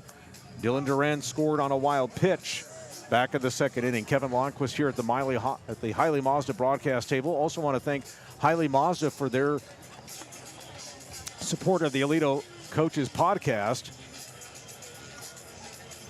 which comes to you every Monday night at Parker County Brewing Company, and we are talking softball and baseball with both of these programs for as long as their seasons last. And of course, Aledo has several competitors heading to the UIL State Track Meet next week down in Austin.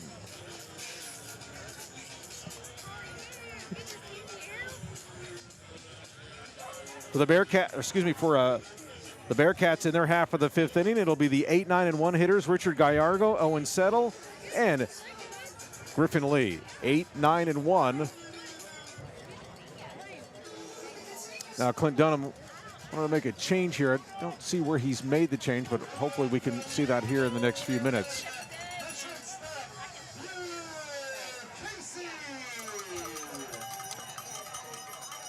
So Will Casey, I beg your pardon, it'll be 6, 7, and 8 for Aledo. Will Casey, then Kyle Poindexter and Jackson Lose for the Bearcats here in the bottom of the 5th inning. Casey struck out his first time up. Hernandez not ready to get on the mound and deliver the first pitch. Casey, the shortstop.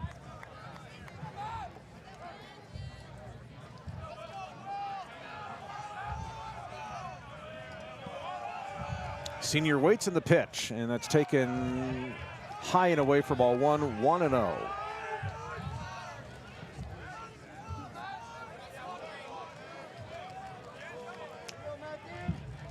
Casey, who has 10 doubles and 2 triples this year. He swings and doesn't get it, and it's a ball and a strike. The Bearcats with 20 triples this year, on top of their 20 home runs. So they were able to get the boomsticks working. Of course, 71 doubles, which really tells you the power of a team when your doubles number is that high. Pitch is taken over the inside corner for a strike, and it's 1-2.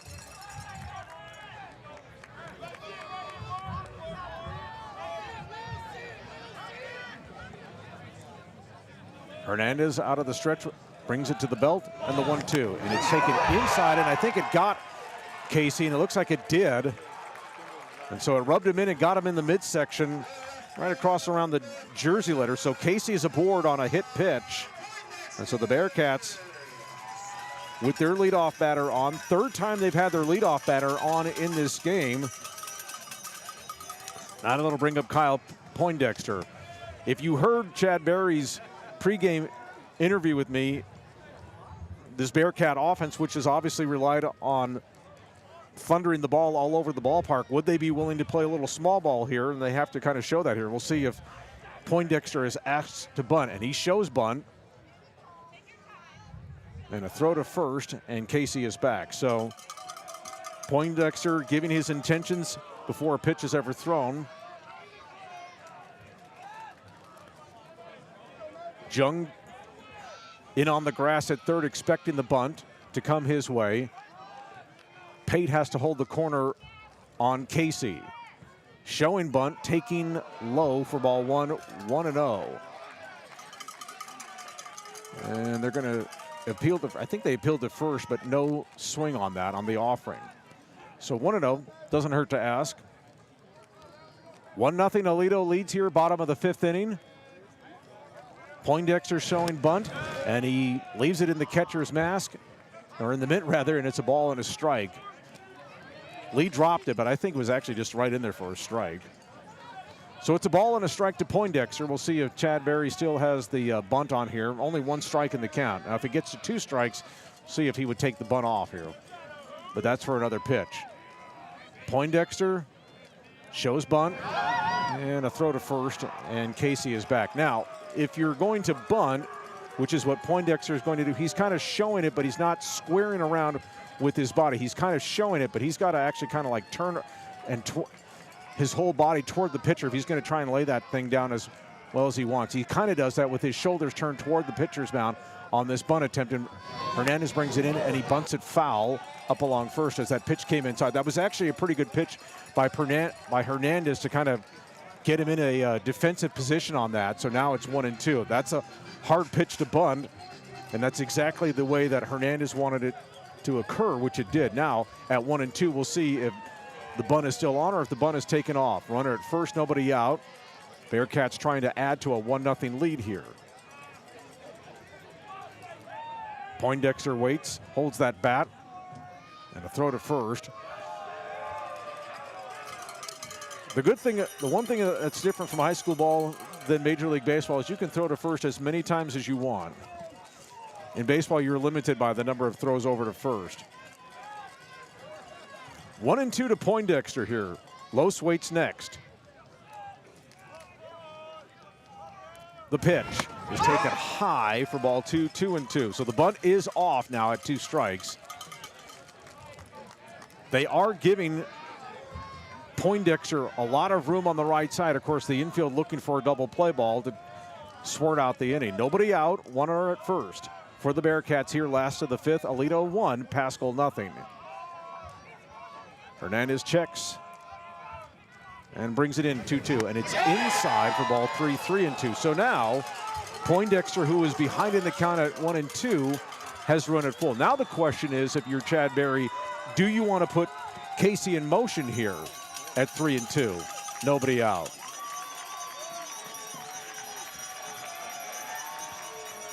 Casey at first. Hernandez gives him a look. 3-2 to Poindexter.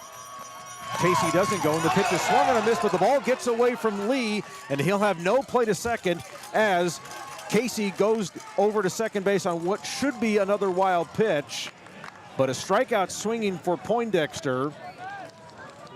But it was such a hard slider that Lee could not grip it, and it got away from him momentarily. It didn't get outside the cutout of the home plate area, but it was enough for Casey to take off towards second base, and by the time Lee was able to turn around and locate the ball, he dropped it in his hurry to try and get it to second base, and then once he dropped it, no play. First pitch to Lowe's is fouled back to the screen, and it's 0-1. So the Bearcats have another runner in scoring position here with one out, bottom of the fifth inning. Aledo leads by a score of 1-0. Whitmire, the catcher, waits next. 8-9 here in the Bearcats batting order with a one-run lead. Casey at second base.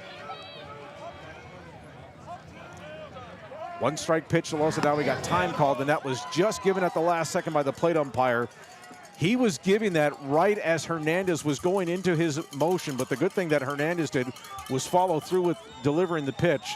If you stop, sometimes you can hurt yourself on that. So no pitch, even though it was delivered on 0-1 to Lowe's. And the pitch is taken in there for a strike on a breaking ball, and it's a ball and a strike. Casey led off this inning getting hit by a pitch, and he's advanced to second base on what we will call a wild pitch. Right-handed hitting Jackson Lowe's with a chance to drive in a run.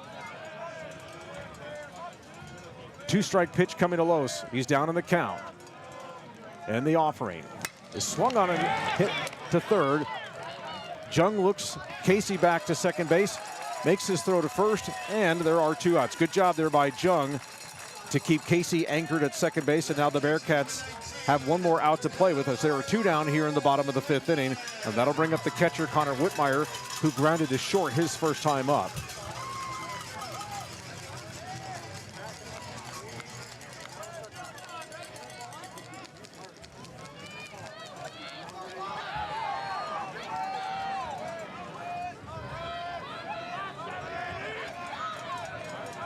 Here's the pitch, and it's taken in there for a strike to Whitmire.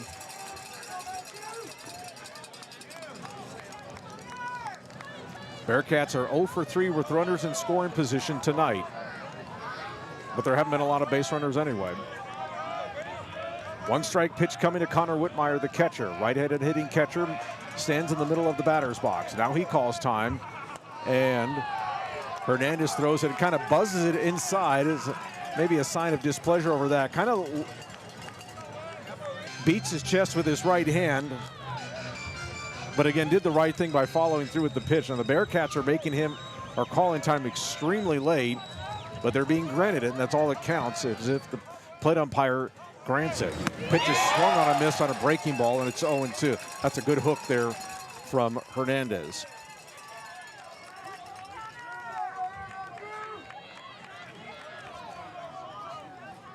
Seven strikeouts for Hernandez. He's ahead in the count to Whitmire at 0-2.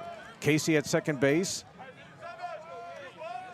Long look by Hernandez, and now brings it home, and now we got time called once again. And the Paschal side, which is occupying the first base side of Bearcat Stadium, not thrilled with these late calls for time. But again, it depends on if the umpire wants to grant it. You can ask for it, doesn't mean you're going to get it. 2 strikes the count to Connor Whitmire here. Hernandez brings it in. And it's in there for strike 3 called, and the inning is over. And Hernandez makes a big scream as he walks off the mound, and the Bearcats leave a man in scoring position. We go to the 6th. Aledo 1, Paschal nothing. What's the biggest myth about interscholastic performing arts? That you have to be the most talented or experienced to participate. The truth is, anyone can be a part of their school's performing arts. There are countless opportunities for students to participate, from theater, choir, and band to speech and debate. The bottom line, if you want to perform, there's a place for you. This message presented by the NFHS and the UIL. Why are interscholastic sports called the last classroom of the day? Because they teach students important life lessons like teamwork, accountability, and perseverance. School sports are so much more than a game. They're about developing the whole person. That's why they're an essential part of every student's education. Encourage your student to participate in the last classroom of the day. Interscholastic sports in Texas. This message presented by the UIL and the Texas High School Athletic Directors Association.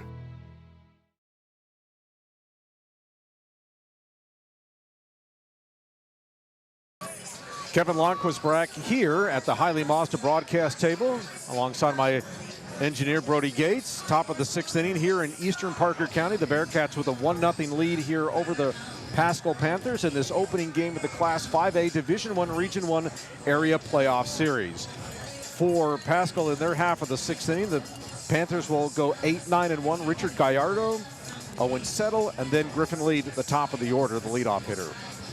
Lucas Naraki has been special so far tonight for the Bearcats. He has 1, 2, 3, 4, 5, 6, 7, 8 strikeouts. And remember, he struck out the side in the 5th inning when he had a little extra with him in that inning. So here we go. Bearcats with a 1-0 lead, and unfortunately for the Bearcats, they couldn't do anything with that leadoff man getting on base when Will Casey was hit by a pitch to start the 5th inning. Just couldn't get him in. Gallardo was called out on strikes his first time up in the 3rd inning. 1 run, 1 hit, no errors for the Bearcats. No runs, 1 hit, and 1 error for the Panthers. Naraki, the left-hander, brings it in, and it is taken for a strike on the outside corner, and it's 0-1. Gallardo, again, considered one of the primary arms on this pitching staff. At the rate we're going here, it's just going to be 1-1 going here. The 1 strike pitch is taken low for ball 1, 1-1 between Naraki and Hernandez, who have each been brilliant tonight. 1-1 the count to Gallardo here in the visiting half of the 6th inning here in Aledo. Naraki's pitch is swung on and missed, strike 2. Very tardy on a fastball, and it's 1-2. That's one of those swings where you do swing and it's already in the catcher's mitt. 1-2. Naraki holds the glove at his letters, and he brings it in. And it's swung on and grounded slowly toward the left side of the diamond. Casey, the shortstop, picks it up and throws on to first. Nice job by Lowe's to collect that throw. And the out is recorded at first. 6-3 on that putout if you're scoring along. And that'll bring up Owen Settle. Settle was actually hit by a pitch in the 3rd inning, but then he was doubled off of first when Griffin Lee lined to Lowe's to end that inning. Good fortune, bad fortune in a couple of pitches there for the Panthers. Settle, who is expected to be the starting pitcher tomorrow night for Paschal. And he swings and fouls it off the screen, and it's 0-1. You'll recall in his at-bat in the 3rd inning, he was actually down in the count 0-2, then he got it to 3-2, and then he was hit by the pitch. A lefty-lefty matchup here. He plays in center field tonight. He shows bunt, and it's high. A little bit of chin music there, and it backs him out of there, and it's a ball and a strike.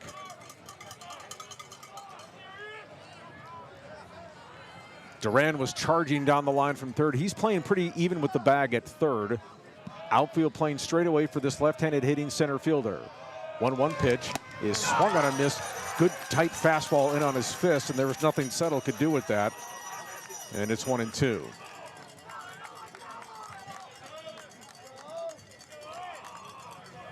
The LSU Tiger, Lucas Naraki, brings it in 1-2. Swung on and missed. He absolutely blew him away on that 9th strikeout for Naraki. And he takes care of tomorrow night's starting pitcher for Paschal. There are 2 down here in the 6th inning. That'll bring up Griffin Lee, who's 0 for 2. He struck out to start the game in the 1st inning and then again lined into that double play to end the 3rd.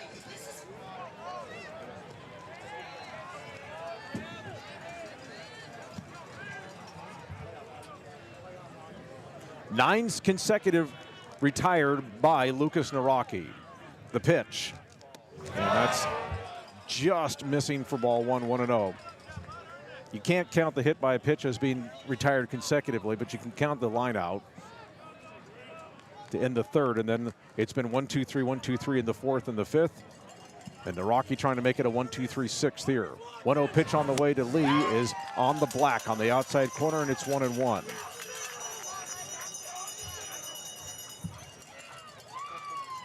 But again, Paschal has only had 2 base runners, the Mason Jung single in the second inning, and then Settle being hit by the pitch in the fourth, and that's it, excuse me, in the third, and that's it. 1-1 pitch. Swung on and missed. Lee was really tied up in knots on that pitch. 1 ball and 2 strikes to Griffin Lee. Naraki trying to finish off the inning.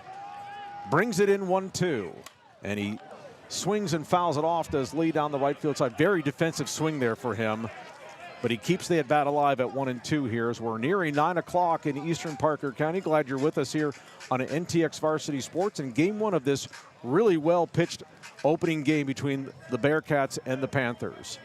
Game 2 tomorrow evening over at Paschal. Naraki ahead of the count at 1-2 to Griffin Lee. Brings it in 1-2. Breaking ball is just high for ball 2. 2-2. And Connor Whitmire made a motion toward going to the dugout thinking the inning was over, but the plate umpire said, no, we got to do 1 more pitch at least. So 2 balls and 2 strikes to Griffin Lee. And the pitch. Swung on and grounded foul up along third, and it remains at 2-2. Well, Lee, to his credit, he was trying to think along with Naraki on that pitch. Just a little bit early on it, trying to get ahead of that fastball. Ball 2 and strike 2 to Griffin Lee. Naraki brings it in at 2-2. And it's swung on and hit off the middle, and it's through for a base hit. And the good thing for Naraki is that he swung his left hand at the ball as it was traveling through the middle of the infield. Did not make contact with it. And so that's the one thing is do not try to get your hand in front of something like that. Second base hit of the game for Paschal. That brings up Roman Haraji. He's 0 for 2. Lee off of first base, and the pitch is taken for a strike, and it's 0-1. And of course, Haraji making 2 outstanding plays in left field back in the 4th inning. He absolutely took extra bases away from Dylan Duran in the 4th. Made a nice sliding catch on a foul ball, fly ball the batter before. Asking for time and then decided not to get it. And then he takes the pitch anyway, and it's on the outside corner for a strike, and it's 1-1. No ball. Yeah, the umpire corrects the scoreboard. He has 0-2. Scoreboard had 1-1, but it is no balls and 2 strikes to Haragi. So no balls and 2 strikes. Naraki checks first. Runner goes. Pitch is swung and hit up the middle. It's slowly hit.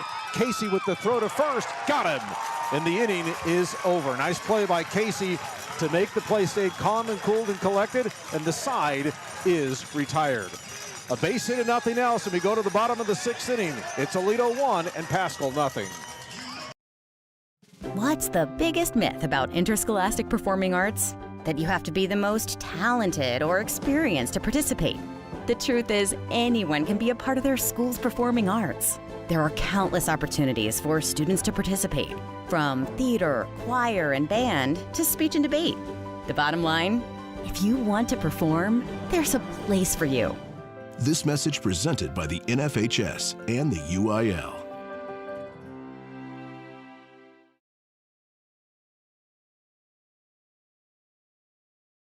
Bottom of the 6th inning here at Aledo High School. Just this stadium located just behind and off to the right of Tim Buchanan Stadium. Of course, the Bearcats will be opening up their 2026 season on our mothership 92.1 Hank FM. as a Class 6A school. Bearcats will be opening on the road when they will be traveling over to play North Crowley. Then they will be home to take on Waco Midway or Hewitt Midway, whichever you want to go. And then their third non-district game will be over at Pennington Field in Bedford to take on Euless Trinity. And then the first district game will follow after that. Bearcats will actually have their bye early in the season as opposed to where it was the last couple of years when it was in mid to late October. But we are earlier this year with the bye, so just keep that in the back of your mind. Of course, Bearcats football program is going through spring workouts. They have one more week to go, and then they will finish up next week. Home half of the 6th inning for the Bearcats, and Lucas Naraki trying to help himself. He will lead things off. He'll be followed by Wilson Senham and Landon Barnes. 1, 2, and 3 in this Aledo order here.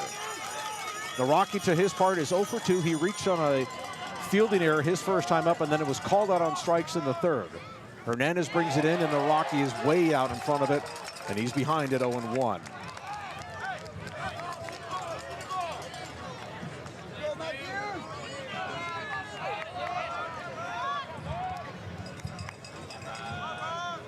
Pitch is swung on a chopped foul at the plate, and it's now 0-2.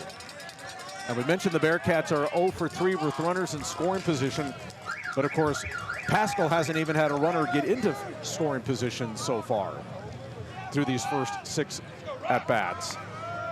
2-strike pitch from Hernandez is swung on and fouled away, and it remains at 0-2. I'm looking at Brody right now. You kind of feel kind of that little bit of that raw coolness of the outside air. But it's really good. It's really nice outside, though. No wind here to speak of. That flag over in right field is limp. 2-strike pitch on the way to Naraki is down low at his shoe tops, and it's a ball and 2 strikes.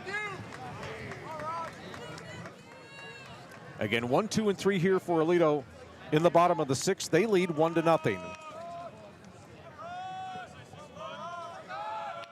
Hernandez brings it in at 1-2, and it's very high for ball 2, 2-2.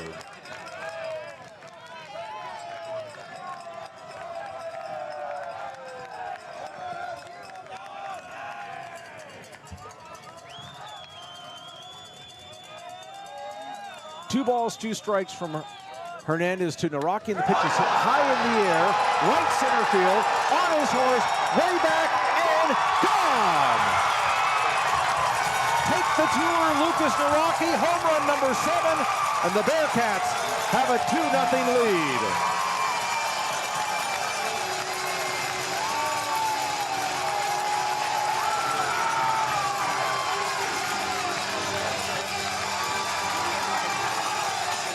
Over the right center field power alley between that light standard and the scoreboard.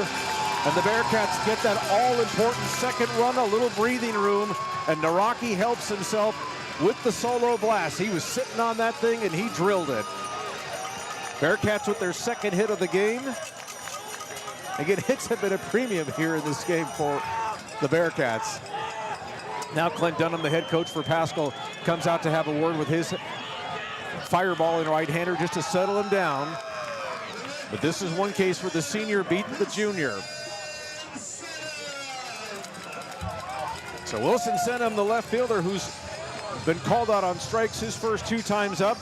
Bearcat faithful, obviously in a fever pitch of excitement on the solo home run.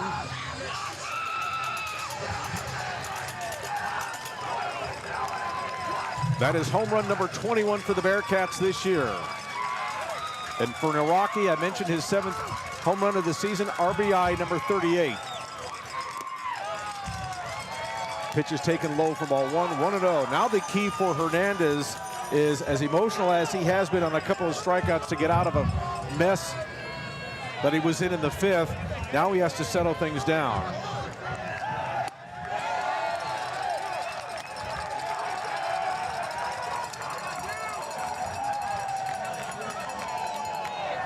Ball 1 and strike 1 to Senham. The pitch.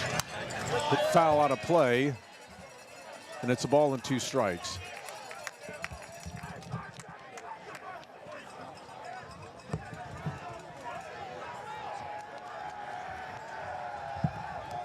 Ball 1 and strike 2 to Senham. Hernandez has what he wants and brings it in at 1-2. Swung on and foul back to the screen, and it remains a ball and 2 strikes. We'll give you some details on that Lady Cats softball win over Lubbock Monterey in game 1. There was an inside the park home run that we'll talk about on the postgame show if we get this thing finished here in the next few minutes. Just a little bit after 9 o'clock here in Eastern Parker County. 1-2 pitch to Senum. He swings and pops it up. This one, is it going to stay playable by the Aledo dugout, and leaning over, but unable to make the play was Gallardo, the shortstop. So he reached into the Aledo dugout. Now, if you haven't seen this dugout for the Bearcats, that railing stands about 5-7 feet away from the dugout itself. Clint Dunham wants to have a discussion with the plate umpire about if there's any interference on that, not allowing his infielder to make the catch on that play. So he's asking for a conference between the umpires to see if he can get an out for his pitcher here. It's ruled a foul ball. The count is at 1-2, but Dunham wants to have this Fort Worth crew discuss this. The crew chief and all 4 and the other 3 umpires meet to discuss what the ruling is going to be. It's going to be interesting to see if they would be changing this call. Again, 1-2 is the count to Senum here. If you're just joining us, the Bearcats have a 2-0 lead. A leadoff solo home run by Lucas Naraki, his 7th of the year, has given the Bearcats a little bit of breathing room here. They lead 2-0. Dunham just stands with his hands on his hips off the first base line. This discussion taking a few moments between these umpires. Again, I think he's claiming interference, and he thinks that his infielder, and there was a little bit of some contact there with his shortstop, Gallardo, trying to make that play. There was a little bit of shifting on the defense for Paschal in this a couple innings ago.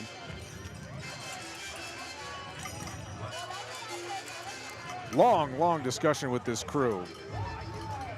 You can neither tell if that's either good or bad.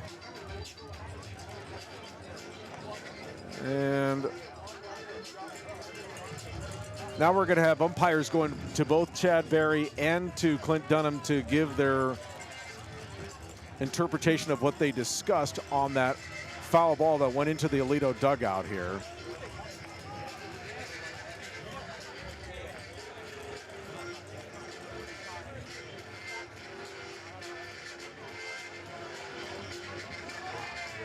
And so they're going to rule him out.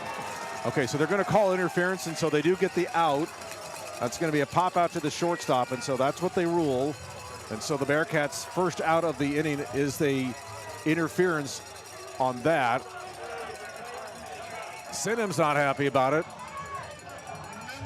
Barry's kind of chewing his team out, saying you guys have got to get away from the dugout, because that's what impaired Gallardo trying to make that play on a ball that landed in the Aledo dugout, but also impaired him from trying to make a play on it.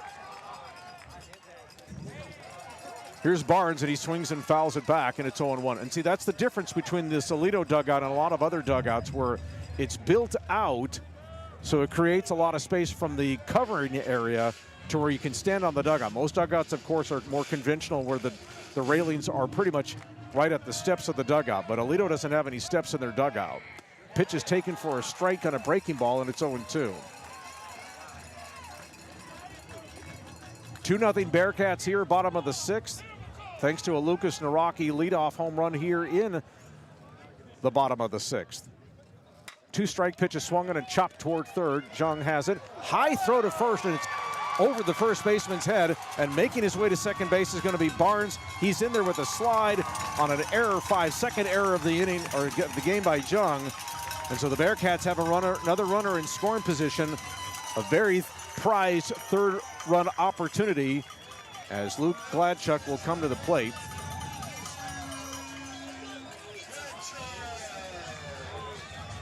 Gladchuk is 0 for 2. He's flied to right in the first and then flied to left in the fourth. That's just a two-base error all the way. There was nothing that Pate could do about that. The Paschal first baseman, that was well over his head. Some room in right center for Gladchuck to work with here, with Barnes at second base on the second error for Paschal tonight. The pitch, swung on and missed. And that was kind of a, oh, by the way, swing by Gladchuck. I think he didn't want to swing, but then he felt like he needed to, and so after that it was a pretty ugly swing, so it's 0-1. Hernandez comes to the belt with a runner at second base. Another runner in scoring position situation for the Bearcats, up 2-0. Shortstop digging behind third, and now time called as Gladchuck steps out of it. This is the fourth time that the Bearcats have called time right before Hernandez has made his motion to the plate, and he's come through with the pitch.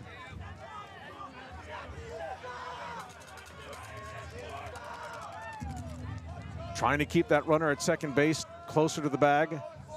One strike count, and they will throw to second base, and it's low, and it gets into center field on a bad throw by Hernandez. Here goes Barnes to third. He's in there easily on a throw. That's a pickoff throw error by Hernandez. Third error of the game for Paschal, and now the Bearcats with a runner 90 feet away, up 2-0. Now we'll see if Clint Dunham will bring his infield in, and he does. So the infield is brought in 90 feet away. Gladchuck, all he has to do is just kind of dump this over the infield if he can, and he slams his bat on the turf after he fouled that pitch back. It's now 0-2. Of course, the Bearcats scored their first run on a wild pitch. It's been kind of adventurous with plays at the plate. Infield in, two-strike pitch coming to Gladchuck. The pitch is taken low and inside for ball 1, 1-2 on a slider, and it's a ball and 2 strikes. So 2 errors by Paschal in this inning. They have 3 for the game. Gladchuck on the left-handed side of the batter's box. Waits, and he gets drilled in the back. And he will take first. So Hernandez, who was ahead in the count at 0-2, gets hit, and that's going to hurt. That's a fastball right between the 2 and the 1 on his jersey on the back. So now the Bearcats have runners at the corner. So what this means is that Paschal is going to have to play the infield back to see, kind of halfway back to see if they can play for the double play. But the corners can play, third can play tight, right, even with the bag at third, can play even with the bag at third. First base has to hold. So now that brings up Dylan Duran, who's had really maybe 2 of the better at-bats against Hernandez in this game. He has the single in the first inning, hit a pretty deep fly ball to left field that was snagged. Runner goes from first. They will fake down to second base. They will snap throw to third, but Barnes isn't going anywhere, and it's a stolen base now for Luke Gladchuck. So the Bearcats have their second stolen base of the game. It's kind of a pump fake from Lee, kind of a delayed double steal that Chad Berry was trying there. But again, that's kind of like a safety double steal. Now the infield can come back in and play up. Pitch is low and away for a ball, and it's 2-0. Duran scored the Bearcats' first run in the second inning. That single moved to second base on a ground ball to third, and then he moved to third on a wild pitch and came home on a wild pitch in the 6th inning. 2-0 Aledo leads. Runners at second and third. A chance to give Lucas Naraki some breathing room before he goes to the 7th inning. The pitch is swung on and fouled away, and it's 2 balls and a strike. And there, the left fielder, Haragi, playing very deep in left field. Of course, he made that outstanding play that robbed Duran of extra bases. Harmless single, though, will score 2 because the outfield is back, but the infield is in. 2-1 pitch is taken just off the outside corner for ball 3, 3-1. Casey waits next. Bearcats with 3 base runners in this inning. Of course, the leadoff home run by Naraki. The pitch, swung on and shot towards second base. Contact play, Barnes comes to the plate. The throw is there, the tag is there, and he is out. Plate umpire had to wait to see if Lee held on to the ball. When Gallardo came home with it, But with the infield in, that's the only play that Paschal can make. Bearcat fans are arguing that maybe the ball got jarred loose, but I never saw it come out of Lee's glove. Now time called. Just because I didn't see it doesn't mean that it didn't happen. Now Chad Berry wants a discussion with the plate umpire to make sure he knows what he saw. But I will give the plate umpire a lot of credit. He wanted to make sure that, one, that Griffin Lee, the catcher, held the throw, and then as he was waiting for Barnes to come home with a head-first slide, the tag, to make sure that he held on to it. Everything looked clean according to the plate umpire's view, and he calls him out. So the second time the Bearcats have lost a runner at the plate. Fielder's choice for Duran's. Moving over to third is Gladchuck. Now Will Casey, who was hit by a pitch his previous time up, he's also struck out. Bearcats now need a 2-out hit to try and get a third run in. Hernandez deals, and it's swung on a chop foul behind the plate and back to the screen, and it's 0-1. Lots of moving parts in this inning. A pair of errors, a hit batter, play at the plate, a home run. 2-0 Aledo leads. Casey waits. And here's Hernandez's 0-1 pitch coming. And that's low and away. It scoops away. And getting away from it from first is Duran. He kind of waits to see what Lee's going to do. Lee will go to third just to keep Gladchuck back at third. Meanwhile, Duran will go to second base on what will be considered a stolen base, or excuse me, a wild pitch. That's the fourth wild pitch that Hernandez has thrown. But of course, Lee's willing to concede second base to keep the runner anchored at third. 1-1 pitch on the way, but it's in there on a check swing. He did offer at it to Casey, and he's now behind at a ball and 2 strikes. So for the second time in this inning, the Bearcats have runners at second and third. Didn't work out a batter ago when Duran hit into a fielder's choice. Hernandez up in the count, 1-2 to Casey. And the 1-2 pitch. Swung on a foul back to the screen. It's a ball and 2 strikes. You can hear that sound on our crowd mic there. Well, we know it works. 1 ball, 2 strikes. Casey at the bat. There's a poem about that, Casey at the bat. Long time ago. Bearcats with runners at second and third, up 2-0, trying to get more here. 1-2 pitch from Hernandez, and it is swung on, foul back to the screen, and it remains a ball and 2 strikes. Again, game 2 tomorrow night, 7:30 first pitch over at Paschal. Bearcats are trying to take some house money with them over into Fort Worth tomorrow night, if they can finish this one off tonight. Ball 1 and strike 2 to Will Casey, the pitch. And that's getting away from Lee to the backstop, and in to score easily is Gladchuck.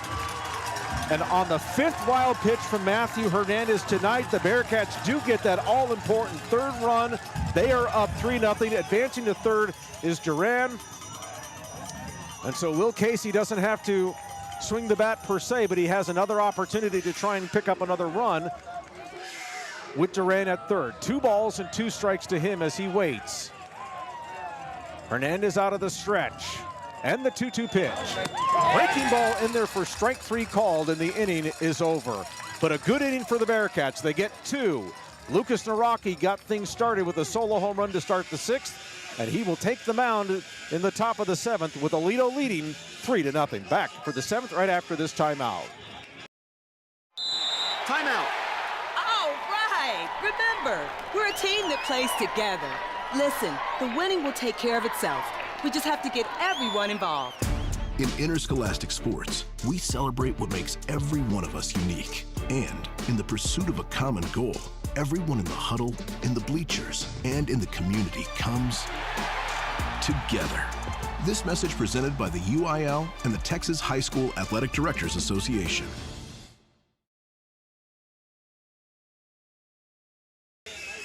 Kevin Lonnquist back here at the Hiley Mazda broadcast table, along with my engineer Brody Gates. Happy to have you with us here, top of the 7th inning.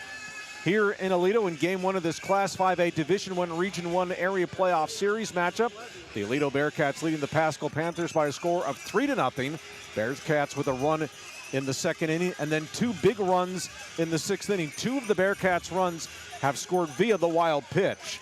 Dylan Duran back in the second inning, which gave Aledo its first run, and then Luke Gladchuk scoring in the 2-run 6th inning for the Bearcats, and that's where we stand. 3 runs, only 2 hits for the Bearcats. No errors, no runs, 2 hits, but 3 errors for Paschal. 2 that came in the 6th, and 1 that ultimately led to a run for Aledo in its 2-run 6th. For Paschal in its half of the 7th inning, it'll bring up its heart of the order.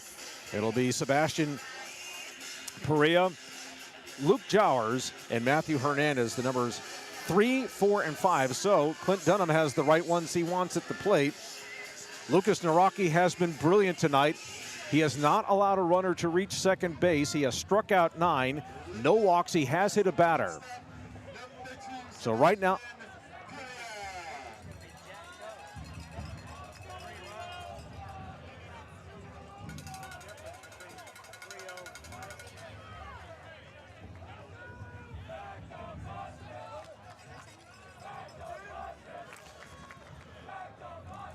Perea, one of the better hitters on this team. At 446, he's 0 for 2 tonight. A couple of ground balls, 1 to short, 1 to second. Top of the 7th inning, Bearcats trying to grab the opening game of this best-of-3 series. And the pitch is all the way to the backstop, and it's 1-0. Looked like Naraki and Whitmire got crossed up on that.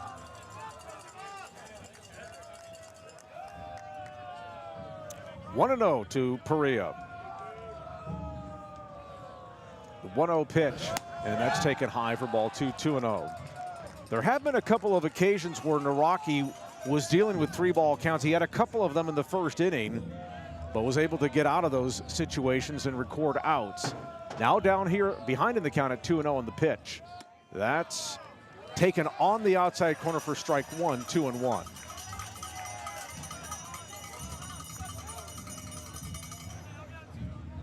Owen Settle, the left-hander, the senior, will be pitching for Paschal tomorrow night. We'll check with Chad Berry after this one to see what he wants to do for Game 2 tomorrow. Pitch is taken at the shoe tops of Perea, and so Perea has count leverage at 3-1. That pitch might have been a little bit overthrown by Naraki. And of course, his pitch count is adding up here as we play the top of the 7th inning here at Bearcat Stadium. 2-1 pitch, or excuse me, 3-1 pitch is popped up right side, foul territory. A trio of Bearcats, and making the catch is the right fielder Poindexter as he leaned over, almost overran it, but he was able to extend it in fair territory and collect the out. And so 1 down here in the 7th inning. Boy, that's kind of like that Bermuda Triangle there, as Los was chasing after it, Barnes was chasing after it, Poindexter was coming in for it. It was Poindexter's play, and he hung in there. So 1 down, that brings up Luke Jowers, the DH. He's 0 for 2 with a pair of fly balls tonight to center and to left. He swings and fouls it back to the screen, and it's 0-1. We'll have our post-game show for you afterwards. If the Bearcats hang on to this, we'll talk with Chad Berry, and we'll get a selected player. Hopefully that'll be Lucas Naraki. I think that might be our player of the game interview. That might be a pretty good idea. Pitch is taken outside for ball 1, 1-1. 1 down, top of the 7th inning here. Aledo 3, Paschal nothing. Bearcats trying to get to win number 31. And the delivery is in there for strike 2, 1-2.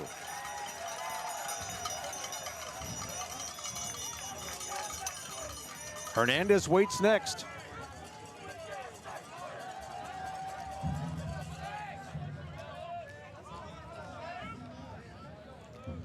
Naraki has what he wants, and now he steps off and wants to redo the signs with Whitmire. Left-handed hitting Jowers waits. Lefty to lefty matchup, and the pitch is swung on and missed. Strike 3. He went breaking ball, did Naraki, on Jowers, and he strikes him out. 10 strikeouts for Naraki tonight. And now Paschal is down to its last out. That's Matthew Hernandez, who for his right pitched a very strong ball game, but his wildness with several wild pitches really did him in, leading to 2 of the 3 Aledo runs. Naraki comes on to Hernandez, and it's low, and it squirts away from Whitmire at the plate, and it's 1-0.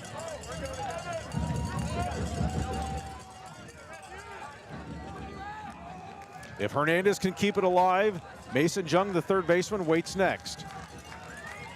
2 outs, top of the 7th inning. Aledo 3, Paschal nothing. Naraki brings it in, and it's swung on and chopped foul up along third and down the line.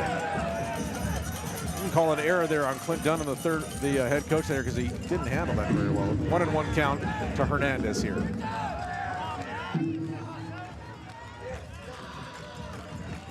Ball 1 and strike 1 to Matthew Hernandez, who has struck out in both at-bats against Naraki tonight. The pitch, swung on and missed, dropped by Whitmire. Now the Panthers are down to their last strike. Naraki trying to get the hat trick against his opposing number. No balls, 2 strikes here. 2 outs, top of the 7th inning. Aledo 3, Paschal nothing. Naraki has what he wants, comes to the letters, and the 1-2 pitch. Swung on a foul back to the screen, and it remains a ball and 2 strikes. I think that really did get our crowd mic pretty good there. Maybe it knocked it off, I don't know. We'll worry about that a little bit. Umpire will give a new set of balls on that. I think that did knock, yeah, it did knock it off. Note to self, find better security on how to put the mic up there. It's all good. Brody did a great job getting this thing set up for us tonight. Ball 1 and strike 2 to Matthew Hernandez. Lucas Naraki trying to shut this down and get the Bearcats to tomorrow night, and he misses high for ball 1, 1-2.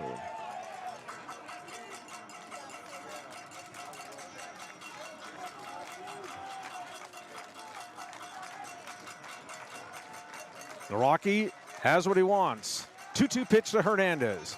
Swung on and pulled foul up along third and down the line. That hits off the screen near the Bearcat bullpen. And so we'll do it again at 2-2.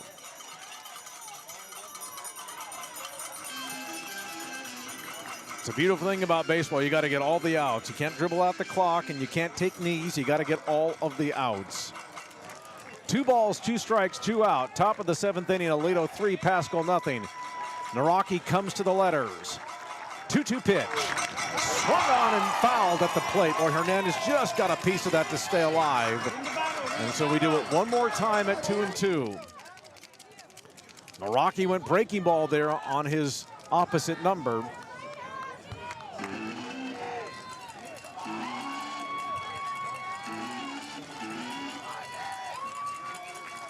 Naraki comes to the letters, and another 2-2 pitch to Matthew Hernandez. Swung on a miss, strike 3, and the ball game is over. 11 strikeouts for Lucas Naraki, and the Bearcats get the opener in this Class 5A Division I Region 1 area playoff. They win tonight by a score of 3-0. A brilliant performance by their ace, Lucas Naraki, goes the distance. 11 strikeouts, allows 2 hits, and the Bearcats will be trying to sweep this series tomorrow night over in Fort Worth. We'll take a break and come back with our post-game show. Once again, the final score, Aledo 3 and Paschal nothing. You're listening to Aledo Bearcats Baseball on NTX Varsity Sports, a presentation of Hiley Mazda of Fort Worth. They've got the diploma. Now give them something even more valuable: peace of mind.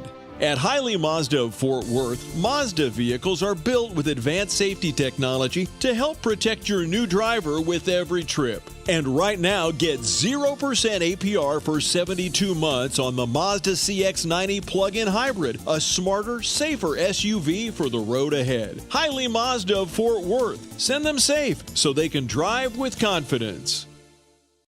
Why are interscholastic sports called the last classroom of the day? Because they teach students important life lessons like teamwork, accountability, and perseverance. School sports are so much more than a game. They're about developing the whole person. That's why they're an essential part of every student's education. Encourage your student to participate in the last classroom of the day. Interscholastic Sports in Texas. This message presented by the UIL and the Texas High School Athletic Directors Association.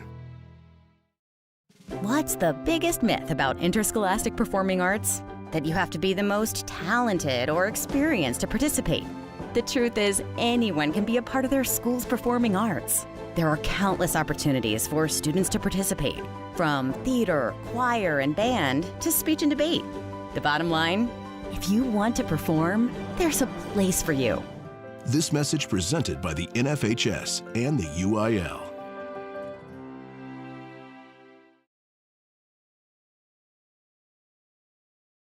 Kevin Lonnquist here following tonight's post-game show for Aledo Bearcat Baseball. Bearcats win the opener of this Class 5A Division I Region I Area Playoff Series, beating the Paschal Panthers by a score of 3-0. We welcome you to the post-game show. We'll get a visit with Chad Berry, and I'm hoping we're going to get Lucas Naraki here on our post-game show. But here are the totals for tonight's game. For the Bearcats to win it, 3 runs on 2 hits. That's it. All they got, 2 hits, no errors. And for Paschal, no runs, 2 hits, and 3 errors. The winning pitcher is Lucas Naraki. Naraki now goes to 8-0, lowers our ERA even below probably 4. It was coming into this game at 0.49. It's got to be close to around 0.40 or something like that. But he was absolutely dynamite tonight, was Lucas Naraki. 7 innings. Only allowed the 2 hits, of course. He didn't even allow 1 runner to reach second base. Struck out 11, no walks. He did hit 1 batter, but other than that, he was absolutely brilliant tonight. And Naraki, of course, he really finished this game in strong fashion. At one point, he had retired 9 straight, and he actually finished this game. I'm going to count this along with you. So 1, 2, 3, 4, 5, 6, 7, 8, 9. Retired 13 out of the last 14 Paschal hitters that he faced. He was absolutely on fire. To his credit, Matthew Hernandez was very strong for Paschal as well. Just his wildness was the thing that betrayed him in this ball game. He goes the distance as well. He allows 6 hits, 3 runs. 2 of those are earned. A couple of those were wild pitched in to his detriment. He had 5 wild pitches. He did hit a batter, but he did strike out 9 on his own part. But he was absolutely strong tonight for Paschal, giving them a chance. But just the Paschal lineup just had no chance against Lucas Naraki tonight. Again, no Paschal batters getting to second base. They had 3 total base runners, 2 base hits, and a batter and a batter hit by a pitch, and that was it. The 2 base hits for Paschal tonight was a Griffin Lee single in the 6th inning, and then a Mason Jung single in the 2nd inning. The other one was Owen Settle, the number 9 hitter, getting hit by a pitch that was back in the 3rd inning, of course, and he got doubled off to end that inning. But Lucas Naraki tonight was absolutely tremendous tonight. By the way, again, to remind you that the Lady Cats softball team did win the opener of its 5A Division I Region I semifinal series against Lubbock Monterey. They won that game by a score of 3-1. We'll give you a couple details here. Brody Gates is getting with Chad Berry, along with, I believe, Lucas Naraki. We're going to talk about this. Again, game 2 tomorrow night will be a 7:30 first pitch over at Paschal High School. We'll have the pregame show for you here on NTX Varsity Sports at 7:15. A reminder that the softball series will continue up in Holiday tomorrow afternoon. That's a 12:45 start with the pregame show with Parker Burrows. First pitch will be at 1 o'clock, and if the Lady Cats can finish things off, then they will not have to play a 3rd game, and maybe they can get home early enough to see if the baseball team can take care of business tomorrow night. Now, if we do go to a 3rd game of this series, we're going to be playing Saturday afternoon, a 1 o'clock start at Saginaw Boswell High School. We'll have the pregame show for you at 12:45 for that one as well. So we will look forward to bringing you at least one. Of course, all the Aledo fans would like it to be one more game and not 2 to see what happens there. But again, the Bearcats win this game by a score of 3-0. Again, the winner of this series will take on the winner of El Paso, Bel Air, and Amarillo. They will start their series tomorrow night over in Seminole. So, of course, long drive for both those teams to get to that part of Texas, out in West Texas, where Amarillo is coming from the Panhandle. Of course, El Paso is coming from El Paso. So it's a long, long way to go for each of those to get to that 3-game series. We should tell you the other Division One series that are going on in this while we're waiting for Chad Berry and supposedly Lucas Naraki. Here, the other Region 1 series that are going on this weekend will be El Paso Americas. They are taking on Abilene High. And then a good one between Birdville High and Centennial. Birdville won a tough 3-game series against Granbury last week. The Hawks actually dropped the first game to Granbury last week, but then came back to win the last 2 games of that series to pull it out. So they're taking on Burleson and Centennial. But that's in the lower. Those 2 matchups that I just mentioned are in the lower half of the bracket. Aledo would be moving on to the upper half of the bracket to take on either Bel Air or Amarillo High. Other notes, we should tell you about some things in Region 2, just in case if you're wondering there. McKinney North is taking on Frisco. Sunset is taking on Ennis. Melissa is taking on Highland Park, and Dallas W.T. White is taking on Lake Belton. Those are the other matchups that are going on in Region 2 in Division 1. Of course, the Bearcats now getting to 31-3 for the season. Paschal drops to 29-4. Lucas Naraki tonight, we'll have to get the pitch count on him, but he was probably hovering at about 100 on this as on 100 on this, and so Chad Berry is making his way over to here, so we're going to get him lined up as Brody brings him over.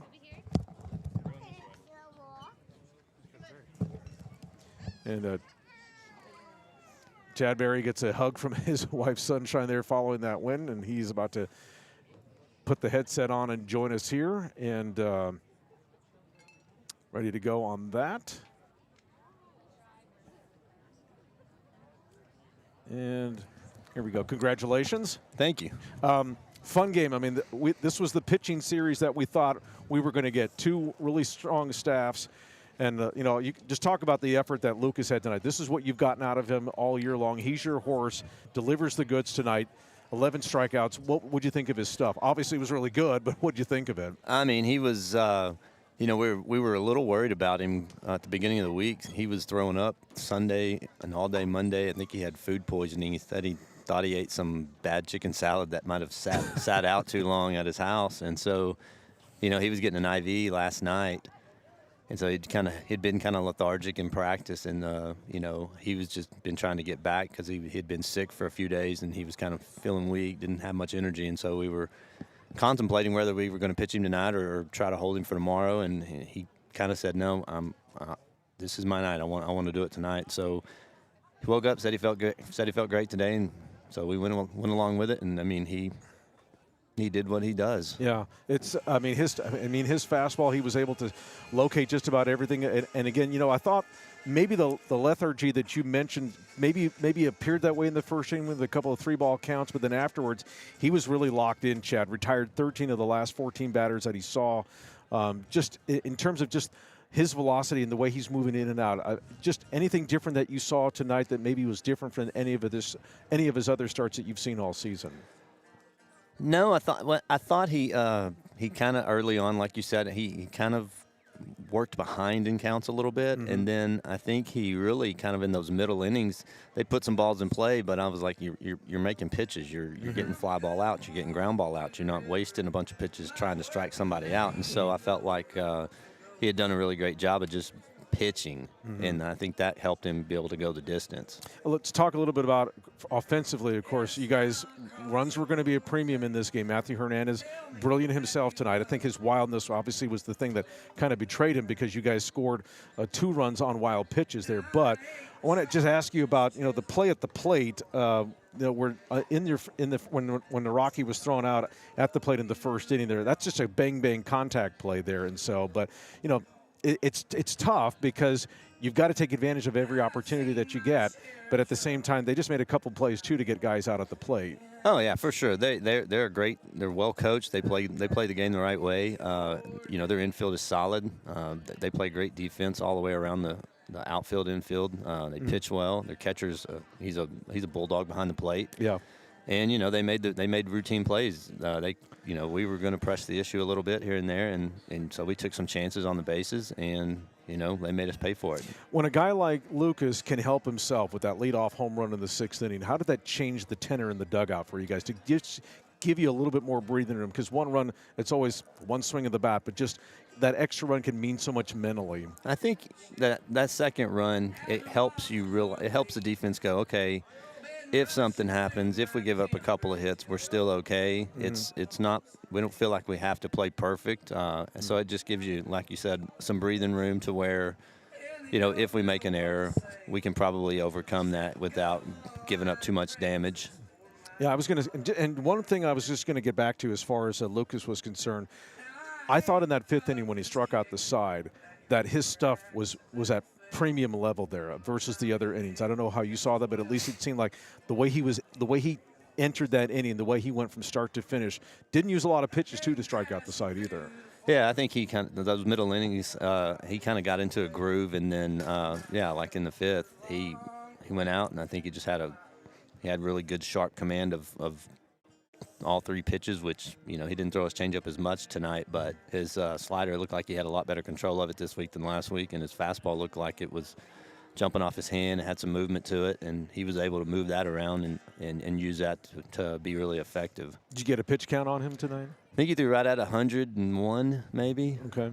So could you use him in an emergency if you went to Saturday, or would you? No, I wouldn't. Okay. I wouldn't do that. I mean, with your depth, I know, but at the same time. But at the same time, to me, I would look at that and go, no, I couldn't do that to a kid and risk him getting an injury. Yeah, for sure. Okay, so pitching plans for tomorrow over at Paschal. What's the thinking? Sandifer's going. Okay. I've got Sandifer going, and they'll have Owen Settle going, so it should be another great pitcher's duel, and we'll see what happens. What was your message to your team in your postgame visit with them? I told them that early in the year we talked about situational hitting, getting guys at third base. I said, if the infield is back, throwing your hands at the ball and hitting the ground ball to short and scoring a run is a good thing. And, they kind of snubbed their nose at me some because they want to hit doubles all the time. And I just told them, I said, there's going to come a time later in the year where that ground out to shortstop means the difference in winning and losing, or, getting a lead late in the game or something like that. And so I think that kind of hit home with them tonight. I said, I felt like we got plenty of guys on base and got them in the scoring position throughout the game. And, I got a couple of them thrown out at home, but we had opportunities to, hit the ball the other way and, hit a sac fly and tag up and score a run. And, I felt like we looked at too many strike threes tonight. Okay, so the playing question, of course, was the Will Senham foul ball toward your dugout that originally the umpires ruled no play, and then they changed the call to an out. So what was their explanation to you on that? Their explanation was if there's a fielder trying to make a play on the ball, even if it's reaching over into the dugout, that the kids in that area have to vacate and not impede him in any way and let him have a chance to make a play on the ball.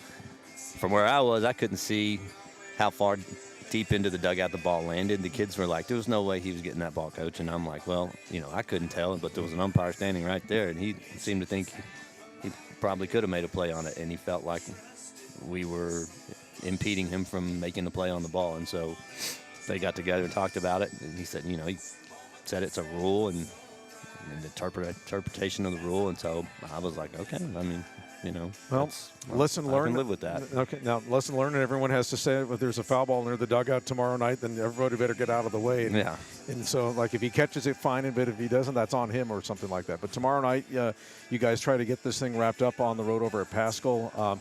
Tight surroundings, going to be a big crowd, great crowd here tonight, by the way. But just but your team has learned to deal with this in the past. And yeah, so, this is nothing new for us. We were in a lot of these games from last year, and so, over at Heights last year in the same round, it was a big hostile crowd, and I think, you'll see more of the same tomorrow night. So we've got to we got to put our pants on, our big boy pants, and we got to go.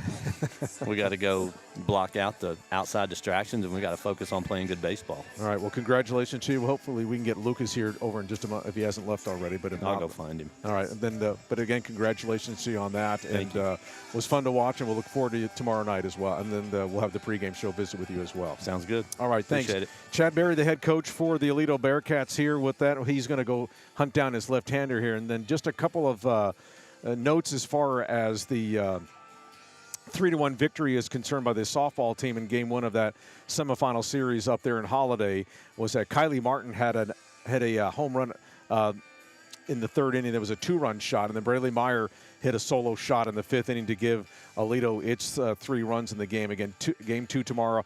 12:45 is the pregame show. 1 o'clock is the start. So pair of home runs by the Lady Cats, Kylie Martin with one, and then Braylee Meyer with hers. Braylee Meyer's had a really good postseason, too. She has a couple of home runs in this postseason for her. So, again, we're waiting for Lucas Naraki to come on over here and visit with us following this Bearcats 3-0 victory over Paschal in the opening game of this Class 5A Division I Region I playoff series. Again, game 2 tomorrow will be 7:30 start over at Paschal. That's going to be a tight window for everybody to get over there. So make your plans to get to Paschal as early as you possibly can and see if the Bearcats can wrap this up. We can tell you that the Aledo Coaches Show podcast will be on Monday night. We'll be talking softball and baseball with softball coach Heather Myers and then baseball coach Chad Berry and selected players, presuming that both these teams can take care of business and move on to the next round of the playoffs here.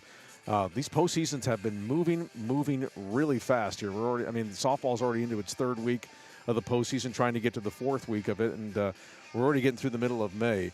We're happy that you're with us here on the postgame show. We're, of course, brought to you by Hiley Mazda of Fort Worth as we wait on Lucas Naraki. Again, he goes to 8-0, 11 strikeouts, so he now has 110 strikeouts for the year. He lowered that ERA to about .40 tonight following that performance. As again, he goes to 8-0, gets the win, goes to he was just absolutely phenomenal in his effort tonight as the left-hander who's signed with LSU did everything possible to get the Bearcats on. And of course, he helped himself with his 7th home run of the year, his 38th RBI. That was actually the only RBI that the Bearcats got in the game, was his solo home run to lead off the 6th inning. Again, the Bearcats scored as we're waiting for Lucas.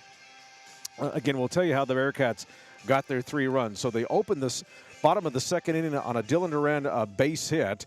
Then he moved to second base on a infield out by Kyle Poindexter, moved to 3rd on a wild pitch, and then with 2 outs, he actually scored on a wild pitch to make it 1-0. That's where we stood until we got to the top of the 6th inning. Again, Paschal had no batters advance past second base tonight, or get to second base tonight, rather. But Naraki helped himself with a leadoff home run in this at-bat where he was 0 for 2, struck out his first time. He had reached on an error. He struck out his previous at-bat. He had reached on an error his first time. He fell behind in the count at 0-2, got the count even at 2-2, and then he launched one over the right center field alley between the light standard and the scoreboard to give the Bearcats their 2nd run. And then there was all sorts of traffic in that 6th inning. Okay, Wilson Semin was called out on that interference play in the dugout, which could have been a no play, but it was ruled an out. Then after that, Landon Barnes reached on a throwing error, went to second base on that. Then he moved to 3rd on another throwing error by the pitcher, Matthew Hernandez. He was at 3rd, and then Luke Gladchuk was hit by a pitch to put runners at 1st and 2nd. Then the wild pitch, then he stole second base. That brought the infield in, and then Dylan Duran hit a fielder's choice to the second baseman where Barnes was thrown out at the plate, so that kept it at 2-0. But with runners, but then Duran moved to second base on a stolen base, and then Gladchuk, who was already over at 3rd, he wound up scoring on a wild pitch to give Aledo its 3rd run of the game. And again, tonight for Lucas Naraki, 7 innings, 2 hits, no runs, of course, 11 strikeouts, 1 hit batter here as the Bearcats win this game by a score of 3-0 here And here comes Lucas right now. Sorry for the wait on that, but sometimes everyone wants to get a piece of the hero. And that here he comes, the big left-hander coming in.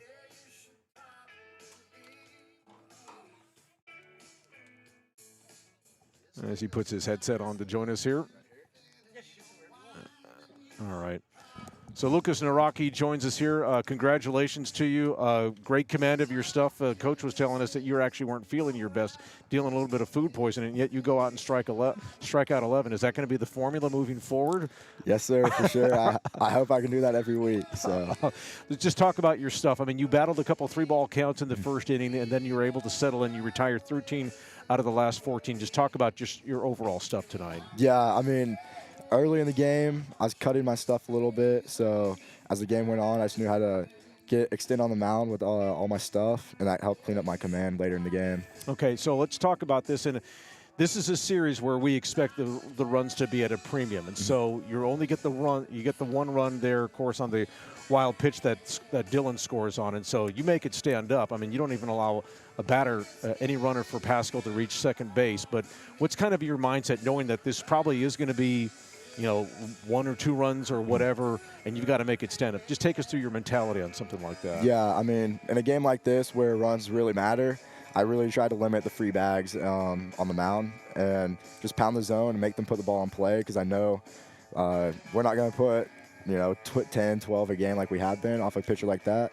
So I really just try to get ahead in the count with everything, command the ball, and then at the other side of the plate, just try to do damage to help our team. Now, I know you want to talk about the pitching, but I want to talk. But I know you. But every pitcher wants to talk about his offensive prowess. You've had a great offensive season, so just take us through the solo home run to lead off the 6th. You help yourself. You're down in the count at 0-2, and then you work this thing back. Just take us through the mentality from the start of that sequence against Hernandez to where you launched it over right center field. Yeah. So in my previous at bats, he's just been coming inside with the 2-seam and then throwing the changeup away. So I knew that he's probably gonna keep that same game plan going in. So first pitch, came inside, fouled that off, then swung over his changeup. Knew he was probably going to go back to it after getting down 0-2. And then I laid off of it, threw another fastball in the dirt, laid off that, came back with a changeup and hammered it. Yeah, I was going to say, that thing was tagged. Okay, so that's your 7th of the year. Of the 7 that you've hit, how does that compare to the other 6? That was probably probably the best one of the season, just being in that environment with it and helping extend the lead in a close game. And how much fun is it to play in an environment like this? Paschal brings a ton of fans. Aledo obviously has a lot of fans there. So what does that do to kind of build on adrenaline for pitching like that? Yeah, it for sure helps a lot. I feed off the fans' energy a lot. I think it just makes the game fun and a lot more competitive. Last question for you. Of course, this is not going to be easy. They got to go over to their place tomorrow night. So what's going to be key for this team to making sure that it locks in? And you got Sandifer going tomorrow. Yeah, we just have to, know what the lefty's coming in with. He's a little bit softer lefty. I mean, still upper 80s, big breaking ball. So we got to do our studying on him and have a game plan at the plate and hopefully put up a couple more runs tomorrow. And again, your line, just in case if you weren't told, 7 innings, 2 hits, no walks, 11 strikeouts, 1 hit batter. So have a nice sleep tonight. Yes, sir. All right. All right. Congratulations to you. Thank you. Lucas, thanks for joining us. Lucas Naraki here as we wrap things up here at Bearcats Stadium. The Bearcats win this game by a score of 3-0. They take the opener of this Class 5A Division I Region 1 Area Playoff Series. We will be on the air with you all tomorrow night at 7:15 over at Paschal High School as the Bearcats try to sweep this series and get us to the regional semifinal round next week. So we hope that you will join us then. And don't forget, Lady Cats softball starts at 12:45 with the pregame show, 1 o'clock first pitch as the Lady Cats try to sweep Lubbock Monterey. They won today 3-1 in the opener of that series. If they have to play 2, then they will play both games tomorrow. And, of course, both the Bearcat and softball and baseball teams do have incentive to try and get these things done on Friday because prom is on Saturday. So there's always priorities about that. So for Brody Gates, I'm Kevin Lonnquist here at Aledo. We will talk to you tomorrow evening at 7:15 for Game 2 of this Class 5A Division I Region 1 Area Playoff Series. Once again, the final score, Aledo 3 and Paschal 0. We'll see you tomorrow night. Good night, everybody.